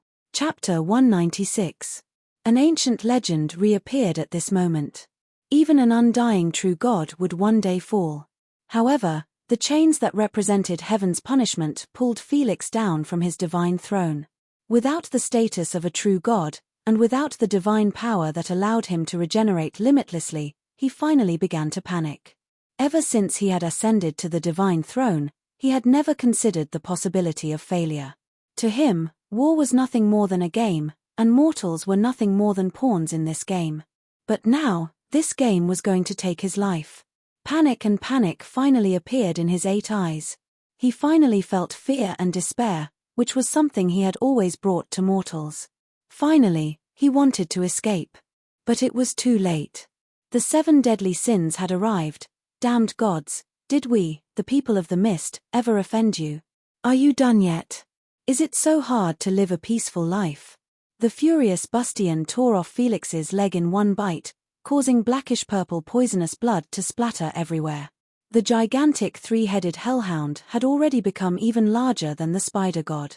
2 of its heads were constantly creating new windows, while the last head roared in anger and spat out an aura of death. Without a doubt, he was venting his anger, but there was nothing wrong with his questioning.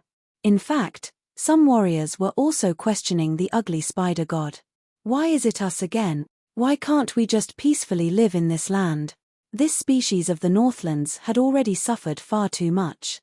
The people living here also wanted to ask why the flames of war had once again been ignited in their homeland. Was simply wanting to live peacefully such an extravagant hope? But Felix didn't answer. Nor was he able to answer. Our Dang hates spiders. The Titan giant with a low, muffled voice transformed into a gigantic 8-tailed octopus. Its soft yet tough limbs wrapped around the ferocious behemoth, and it used a technique that normal people wouldn't be able to learn to lock down Felix's ability to resist. Its thickest limb transformed into a heavy cylindrical hammer that constantly whipped Felix's head. For our Dang, things like truth and justice had never been important. Peace, which made people dull, was also meaningless. But there was one thing that he absolutely couldn't tolerate. If someone bullied his family, he would give it his all and viciously beat them up. Lock down the limb joints. Launch the half-tank ammunition. This time, when the cannons and smoke covered the sky, although Felix's outstanding defense allowed him to ignore the cannons, Envy's aurora borealis spun like a dragon towards Felix and stabbed its high-speed spinning ram into Felix's forehead. That was the cursed horn of the demigod-level sea monster, Narwhal. That attack contained some divine power, and it was not something that Felix, who had been stripped of his divine domain, could ignore. Kai. Felix's shrill cries sounded like an extremely vicious curse magic, but unfortunately, the 2 larger undead beasts locked him down and prevented him from moving. He could only obediently become a live target. But this was only the beginning. The new son of the 7 deadly sins was showing off his abilities in front of his elder brother. Mine. All mine. I'm jealous of your divine eyes. I'm going to take it. The dark light around Envy's body flickered. Felix had lost 4 of his eyes, while 4 dark green compound eyes appeared on the front of the Borealis. Felix, who had lost half of his eyes, was in an even worse state than being blind. A chaotic scene appeared in his mind, and under the pressure of the surrounding beasts, the constant shaking of his vision caused him to lose his balance. "Ah, little brothers, your elder brother is here." That familiar deep voice caused the 2 beasts to simultaneously pause in surprise. Only that guy who made others feel uncomfortable would use such a form of address. But after those frivolous words came a fierce thunderclap. 10 million undead army. Countless undead armies suddenly appeared, and they furiously surged out like a volcano erupting. The low-level undead furiously climbed onto the spider's body, putting on a magical version of ants swallowing an elephant. But the game wasn't over yet. "Ah, my fist is beautiful, even if it's just. My justice is the will of my kingdom." The man in tights made a gliding motion. The countless thin threads were actually a connection that originated from their souls. Those connections gave the man who was so powerful that no one could look at him directly. That exaggerated flying kick directly pierced through the gigantic beast's abdomen. Countless amounts of divine blood sprayed out from the wound, and the ground that was stained by the blood distorted the plants. The wailing spider prince was heavily injured. Omar's attack indeed had the effect of finishing the battle, but what greeted him was the complaints of his comrades. "What elder brother? You're the youngest. Ah dang is the elder brother." The 4 deadly sins had all arrived, and the powerful undead army had arrived as reinforcements, allowing the defenders to heave a sigh of relief. Meanwhile, the true protectors of this land, the Ace Knight Squadron, which was said to be undefeatable even with more than 100 enemies, was now moving from an ancient myth into reality. In the sky, streaks of beautiful silver-white light were the even more astonishingly powerful warriors. The experienced Knight Squadron wasn't impatient at all. They were like a pack of wolves surrounding a tiger or leopard, searching for the weakness of their prey. And at this moment, Felix, who was on the verge of collapse, had already revealed his weakness. "Everyone, prepare to charge. Death shoot tactic." The Aurora Knight Squadron, which had never numbered more than 100, actually had close to 300 riders this time. The famous number 1 Knight Squadron of the Northlands had walked out from the ashes of the Mist Kingdom, and the classic tactics of the past had once again appeared on the stage of history.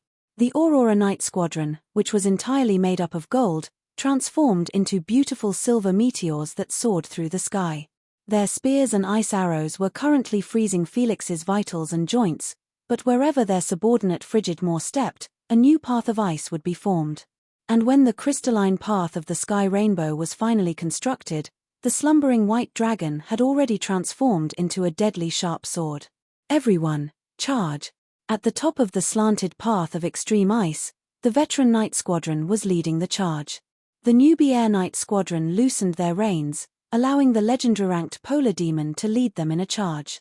"Vanguard, Ice Blade. Invader, go to hell." While it was sliding, the accumulated power of ice formed a sharp blade of ice.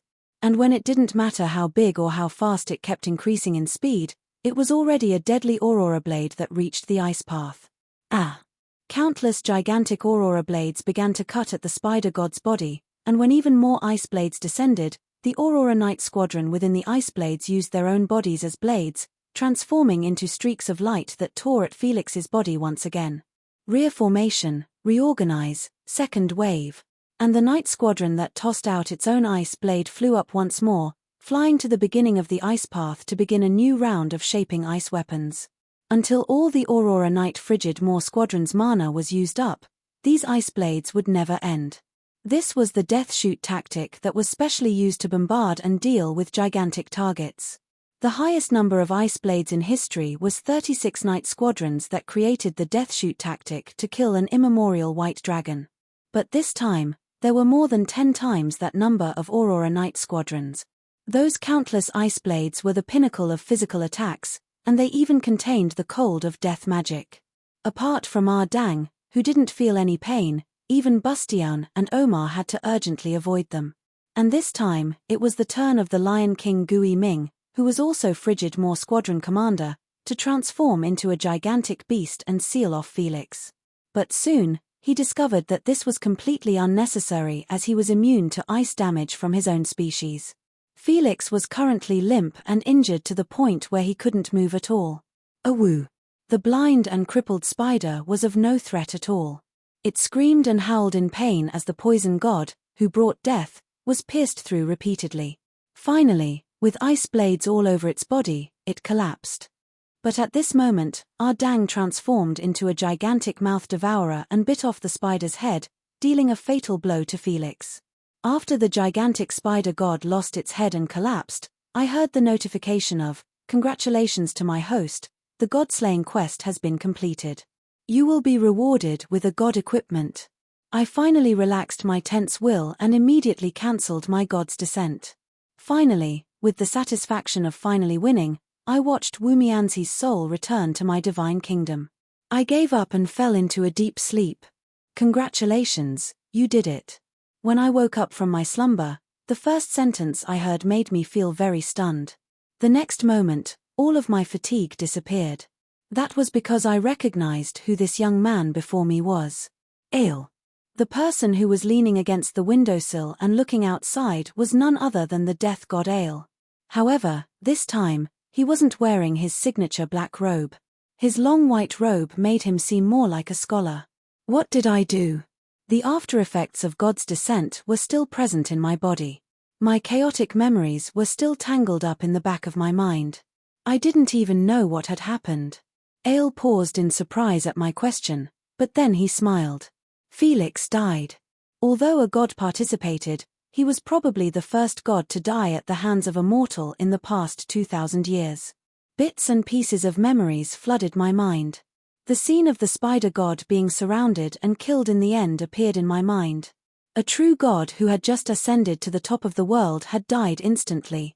The entire world would probably be shocked by this, and Lorsai would definitely be furious. Right, what did Rose do?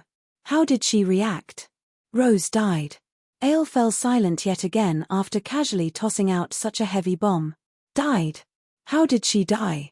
Unlike Felix, Rose had descended in her true body. Although she wouldn't be able to return to her divine kingdom for a short period of time, a true god in her true form would definitely be terrifyingly strong. Unlike Felix, who had just ascended to the divine kingdom, Rose was a veteran true god and was even stronger. Who in the mortal world could kill her? Abyss Prince Cavendish did it. Not even her corpse was left behind. Cavendish? Yes, the fence-sitter finally angered the leaders of both sides. The original leader wanted to kill her, but the New Order faction didn't have anyone willing to protect her, so she died. Now, some of the people who were still wavering are scared to death.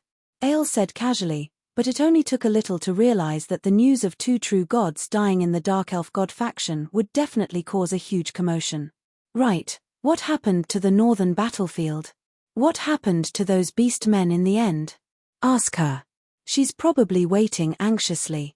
At this moment, the door to my room suddenly opened, and Eliza walked in. She had an expression of relief when she saw that I had woken up. You're finally awake. You've already slept for 6 days. If you didn't wake up, I wouldn't know what to do. 6 days. Perhaps it was because my chaotic memories had blurred my mind, but I felt like less than a day had passed. Countless noisy groups of people entered my room, and they all had one thing in common. Your Highness, Her Highness Renee isn't here, so we need you to decide how to organize our military.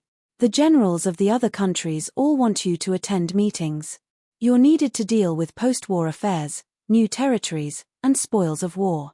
This time, our dukedom is going to make a huge profit, and we won't be able to control the situation without you. The undead army is currently stationed outside the city. Although they haven't caused any panic due to their performance in that battle, we need an effective communication channel. The Rhodes Kingdom has mentioned the possibility of accepting the Church of Law. The highest-ranked Bishop Shueti requests that you meet with him to discuss the specifics. That man from the undead army actually organized a bodybuilding competition. He and Lord Shueti are competing in beauty in the finals, and they're even going to rip their clothes off. That scene is so beautiful that I don't even dare to say it. Sir, only you can stop them. Before they completely destroy this city, please act quickly. In the blink of an eye, Countless messy matters were thrown at me before I could even react. When I turned around to ask for help, I discovered that Ale had already disappeared without a trace. Right after that, I was instantly drowned by the army of people before me. The hospital bed was already filled with all sorts of urgent matters and official documents that needed to be dealt with. Right, Eliza, you can go look for her. She's my authorized representative. Where would I find such a good person? But before I could look at Eliza, the former demon Marquis, who had long since expected that he would be forced to act as my representative, also instantly disappeared without a trace. Hey, don't be so heartless. I just woke up, and you want me to do all this? I wanted to slip away, but the attendants around me had already placed their knives on my necks. They were threatening to kill me if I didn't do anything. I could only sigh helplessly as I took the documents and began the most tiring task. It would be great if the little girl was here. I don't know where Renee went, and Cavendish should have returned by now. Why hasn't Renee returned yet? As expected, once a girl grows up, she no longer cares about her father. At the same time, Renee also exclaimed in surprise. Where is this? Why am I here? Am I not in the Northlands anymore? In the heart of human society, in the Bardi Empire's largest red light district, in the most expensive restaurant, Night of the Elves, Renee suddenly woke up with a start as she was surrounded by women. She then discovered that her surroundings were quite crowded. Why are there so many women here? Achoo! What a strong perfume smell. In the small room, there were more than a dozen gorgeously dressed women looking at her, and those women were either looking at her affectionately, or they couldn't wait to stick their bodies to her, and there were even some who were already groping under her clothes. My lord, why aren't you singing anymore? I'm still waiting for your little song. The golden-haired young woman blushed as she spoke. Her blush and her eyes were filled with love.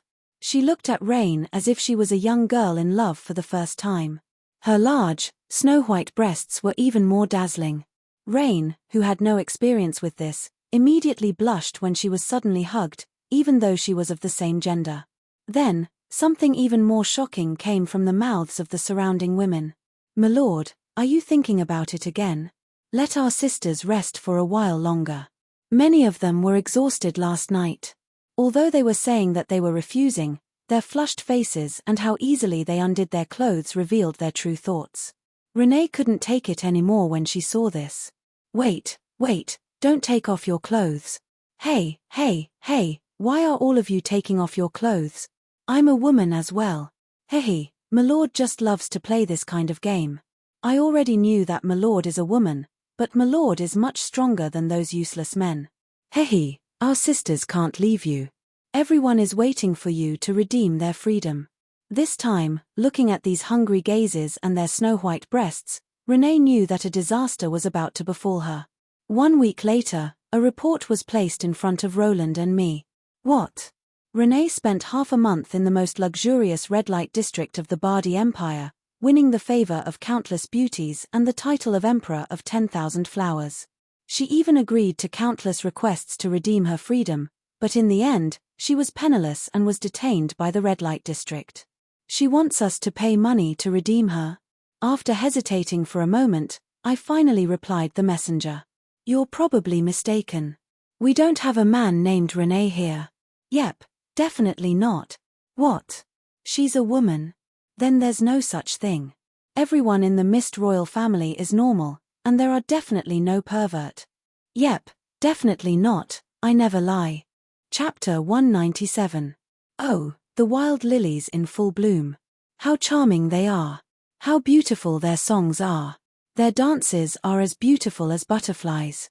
She's the queen of the red light district, the dream lover of all men and women. During my meeting with Renee, I purposely found a few bards to sing the hymns that had been sung recently to her. Alright, but surprisingly, Renee didn't react at all. She had a blank expression, and her eyes were bloodshot. When she saw me, her legs softened, and she almost fell to the ground. Phew. On my arm, she fell asleep in seconds. She actually started snoring. All of the punishment methods that I had prepared had been wasted. It seemed that Rain was having quite a hard time as well. For a gold rank law knight, physical fatigue was nothing much, but the mental pressure was probably suffocating her. After all, to a girl, her reputation, which was the most important thing to her, had been ruined. Even if she wanted to marry, she wouldn't be able to. Thinking about this, I couldn't help but feel some sympathy and guilt. After all, even though this was all Cavendish's fault, the declaration I made back in the Ottoman Empire was the true beginning of all this trouble. Otherwise, I could have thought of a way to explain myself instead of the current, legendary Lily Knight Princess Dragonslayer War Chronicles, She and Her 18 Flowers, novel, storytelling, and drama editions are all selling like hotcakes, and you can even get a 20% discount for bundle. If you buy 3 sets at once, you'll even get a free painting poster. I'm sorry, it's all because we old fellows went too far. Thinking about this, I felt even more guilty. Big brother Roland, Ninny doesn't blame you. Hearing these gentle words from my arms, I couldn't help but feel moved, but, so, stop licking my feet. Ninny knows that you like me, but pretending to be a dog isn't a good way to express your love. Also, don't take off your clothes, you're so perverted. You actually want to wear my clothes? Fine, if it's Lan, that's fine. Stop sniffing, it's so embarrassing, and stop licking. Is panties that good? Just directly lick me. My face immediately turned green. What kind of nonsense is this? That, Your Highness, please don't be angry. Her Highness Renee has been cursed by the succubus Sweet Dreams. These days, she has been pulled into strange dreams, so she hasn't slept since she came back. It's not easy for her to stay up until now. Sweet dream curse? What was that? A purgatory succubus' natural talent is to arouse a person's deepest desire. Then, from that opening, the succubus will be led to indulge in their desires and gradually fall into depravity. For example, a greedy person will dream of bathing on a mountain of gold, and a lustful person will dream of being surrounded by countless beauties. As for little Renee, the curse was probably left behind by Cavendish. It made her more inclined towards desire and depravity towards chaos, so that it would be easier for me to descend into chaos next time. Alright, as a demon lord, Eliza naturally understood the knowledge of the chaos abyss very well. Thus, upon hearing this, I smiled in delight. In other words, Renee's heart is full of those messy thoughts. Was this her innermost wish? My black history of cross-dressing? A pervert who treats me as a fetish? Hee. It seems that I really need to correct her. No, just a personality correction punch isn't enough. Let's just brainwash her and recreate her personality. At the very least, that dark history of hers definitely can't be left behind. With a face full of smiles, I carried Renee and walked towards my room. It seemed that I would have to prepare a brainwashing forbidden spell. I would be quite busy today. Her Highness Renee is in trouble. His Highness Roland must be furious to death. Even His Highness Roland has darkened. His smile is so scary. As for me, I suddenly thought of something as I turned around and smiled at the attendants. You didn't hear anything today, did you? Or, do you want me to help you forget something? The two of them had panicked expressions as they kept shaking their heads. I didn't hear anything. I definitely didn't hear anything. I nodded in satisfaction as I looked at the two lads who kept shaking their heads. Obedient children were good children, while disobedient naughty children needed to be disciplined. Looking at Renee in my arms, I chuckled. Let's start from there. Right, it's been a long time since I played mud wrestling and bungee jumping. The little black room seems pretty good too, however, the sound of the wind whistling past and the familiar heavy footsteps made me close my eyes helplessly. Boom. A huge hole appeared in the wall that had just been repaired. Beside it, there were already 3 human-shaped holes that had just been patched up. Boom. Alright, I just knew it. These fellows never knew how to use the door. Haha. Come and catch me then. Don't run, our dang is the older brother, the bastard who made us run naked during the chaos. The scene of these brothers fooling around was really nostalgic. However, the little dwarf who was the older brother was holding the 1,000-ton stone pillar and swung it around, creating a huge hole in the wall. On the other hand, the big muscle man who was the younger brother could casually open a hole in the wall. From a certain standpoint, the mental age of the two of them was quite young. I could understand their fooling around, But if I were to be dragged into it, no matter if it's Omar's brute strength or Ardang's huge stone pillar, both of them would probably die on the spot. Dying from playing hide and seek with a brat. That's too scary. Thus, I did my best to hide my existence and intended to leave quietly. However, I felt that something was wrong. Wait, where did that stone pillar come from? Why does it look so familiar? I feel like I've just seen it before. Then, I thought of it, but it was already too late. Dang, that's the main pillar of this house. Well, the lower and lower ceilings, the crashing of the house, have given me the answer. The beastman King Emant Bloodaxe is dead. From a certain standpoint, this was completely within my expectations. Before I lost consciousness, the tables had turned and the Highland Beastmen were forced into a desperate situation. The final reinforcements, the Highland Beastmen, were blocked off by the undead army and the underground. When they discovered that even a true god was about to die, and that the human reinforcements were becoming stronger and stronger, the Highland Beastmen, who had just suffered a painful defeat a year ago, rationally chose to retreat. When the Corroden tribe leader retreated with all the Highland Beastmen tribes, the surviving Highland Beastmen discovered to their astonishment that they had lost all their allies, while the enemy's power level had increased immeasurably without them realizing it. We absolutely can't let Felix die. Otherwise, we'll all die here. The invincible true god's descended body was forced into a desperate situation. The Beastmen's remaining troops were forced to enter the battlefield. They knew that the blood feud they had with the Northland's humans, Shilluwar's undead, Greyblood elves, and the underground allied army would be impossible for them to win. In order to avoid unnecessary losses, the Beastmen's main forces had retreated to the Divine Domain. When they truly began to rescue Felix, they would first have to face the ambushes of the underground allied army and the undead army. Shilluwar's reinforcements and the underground allied army were all powerful and well prepared. That was why the Beastmen's reinforcements were naturally intercepted. In this desperate situation, when Felix died, some of the Beastmen finally laid down their weapons and chose to surrender. However, Emant Bloodaxe and the remaining Beastmen tribe leaders unhesitatingly chose to fight to the death instead of retreating. They knew that as the instigator of this invasion and as the #1 war criminal, they would definitely be punished after they lost the battle. In that case, rather than being humiliated and hanged on the gallows, it would be better to gloriously die in battle. And so, Emant's severed head became the spoils of war of a certain young soldier, and the fanatical Beastmen army finally met with complete annihilation. They either died or surrendered. Following the fall of Emant Bloodaxe, the largest Beastmen invasion in the past 200 years had officially failed. Even if the humans didn't deal with the Highland Beastmen, they would still need at least 100 or 200 years to recover. And I knew that they probably wouldn't have any hope for the duration of this holy war. Without a guardian god, they would only weaken even further. And in reality, this wasn't the only loss in this battle, nor was it the biggest loss. The biggest loss was the Dark Elves, who originally had nothing to do with this. In the past 1,000 years, Rose had led the Dark Elves to make a living in the underground world. The original superior elf empire's values had long since been twisted. The Dark Elves' social customs, culture, religion, and social structure were all branded with Rose's personal mark.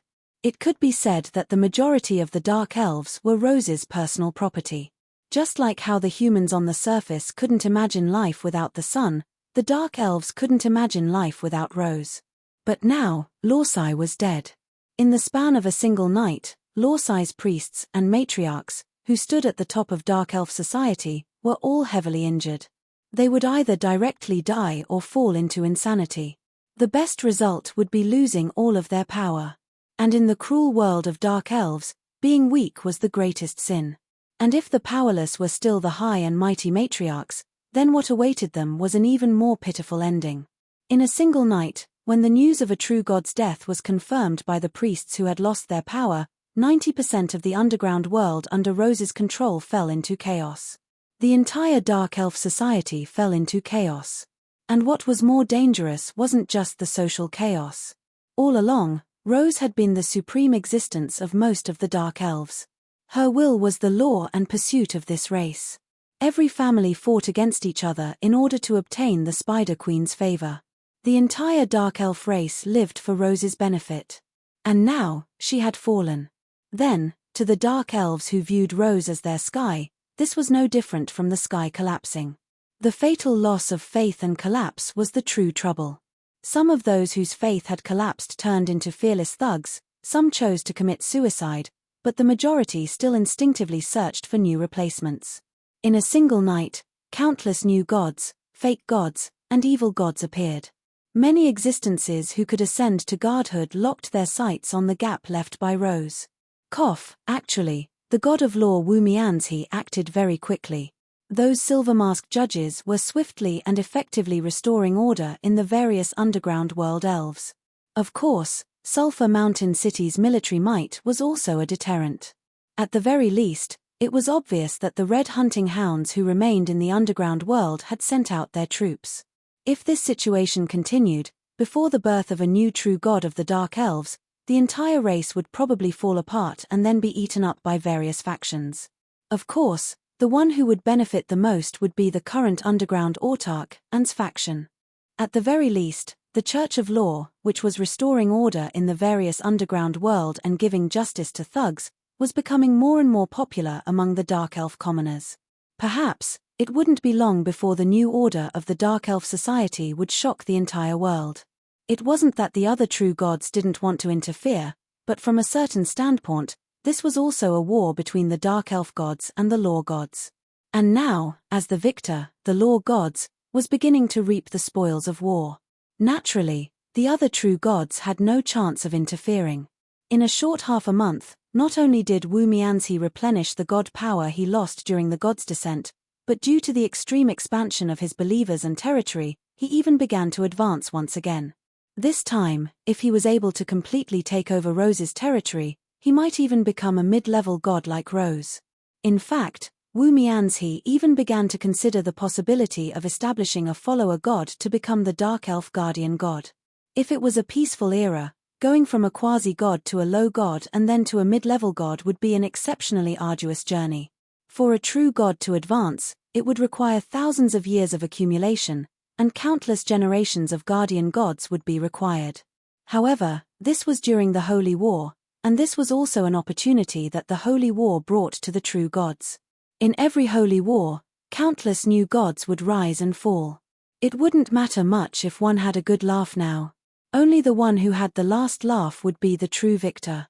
I had handed over all the mortal affairs of the Church of Law to Shuati and Lilith, so I didn't intend on managing them at all. However, since Roland had successfully completed a god's descent and hadn't died yet, not only was his status as a god envoy confirmed, the Law job class members were also looking at me with fanatical gazes, which made me recall the events of Wumianzi's era. But right now, I didn't have the time to worry about such matters. An even greater problem was right in front of me. Today, the main point of our discussion is still the rescue work of the Northlands elves.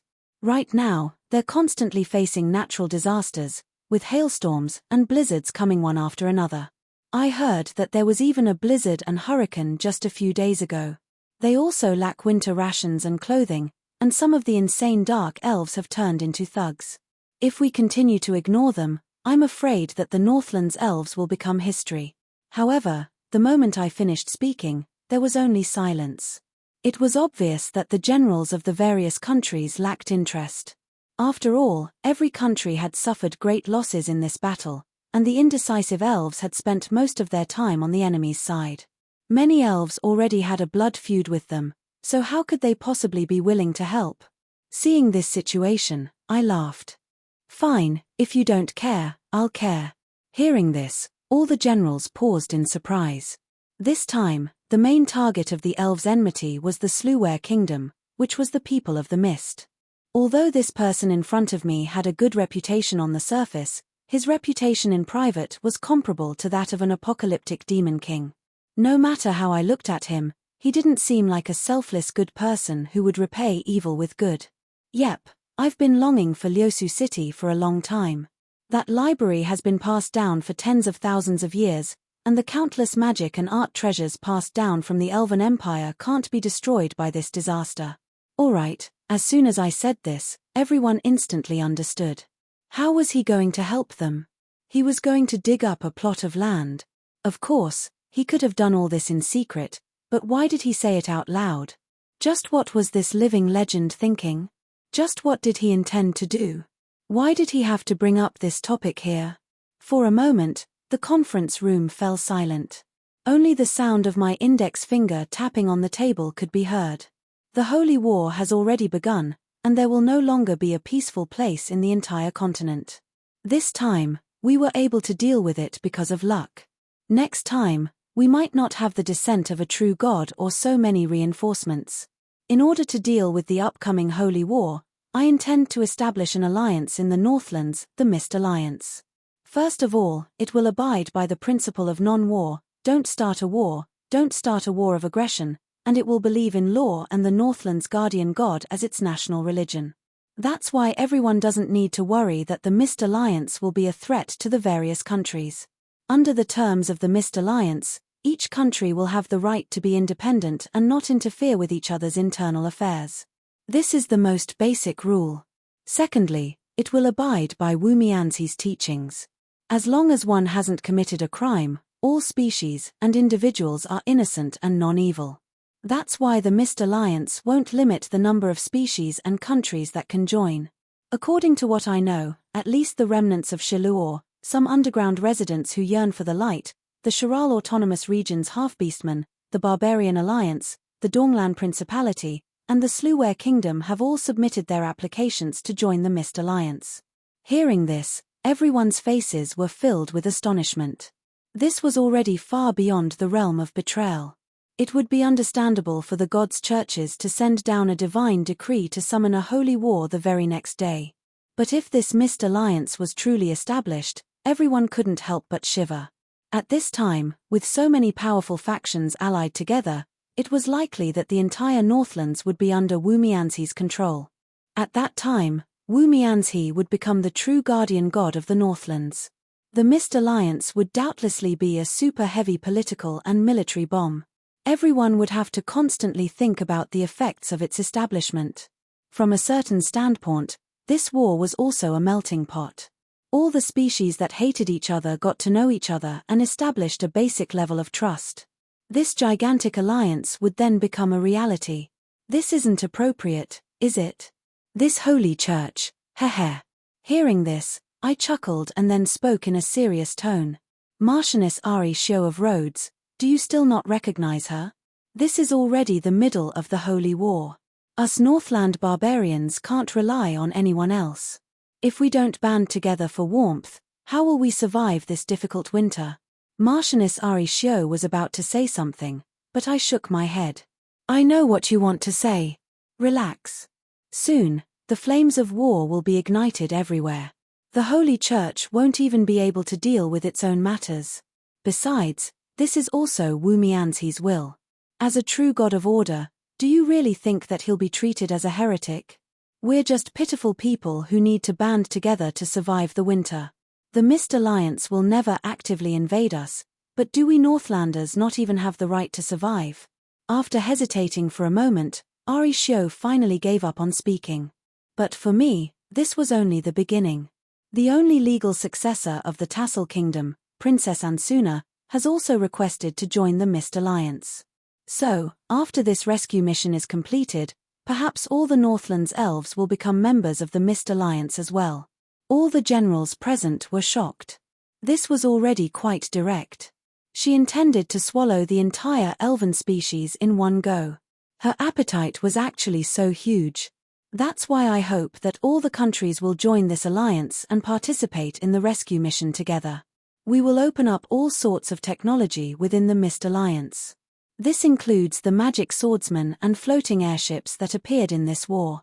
This time, the royal families of all the elven countries suffered a destructive blow, and their main armies were completely destroyed. Perhaps there won't be any more Northlands elven countries in the future. It'll be great for the elves to live together in the various countries. Discussing benefits between countries was the most practical. The Mist Kingdom's new technology and the elves' secret inheritances were astonishingly tempting.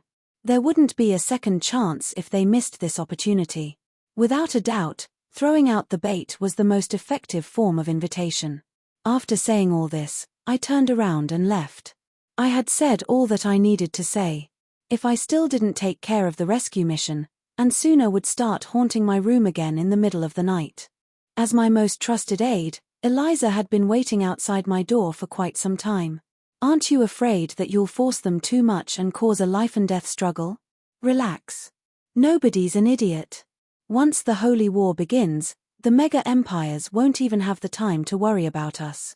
Small countries want to survive, and now is the best time to suck up to a powerful ally. This time, the ally we've revealed is both white and tender. Once they understand the situation, they'll want nothing more than to pounce on us. Sexual harassment.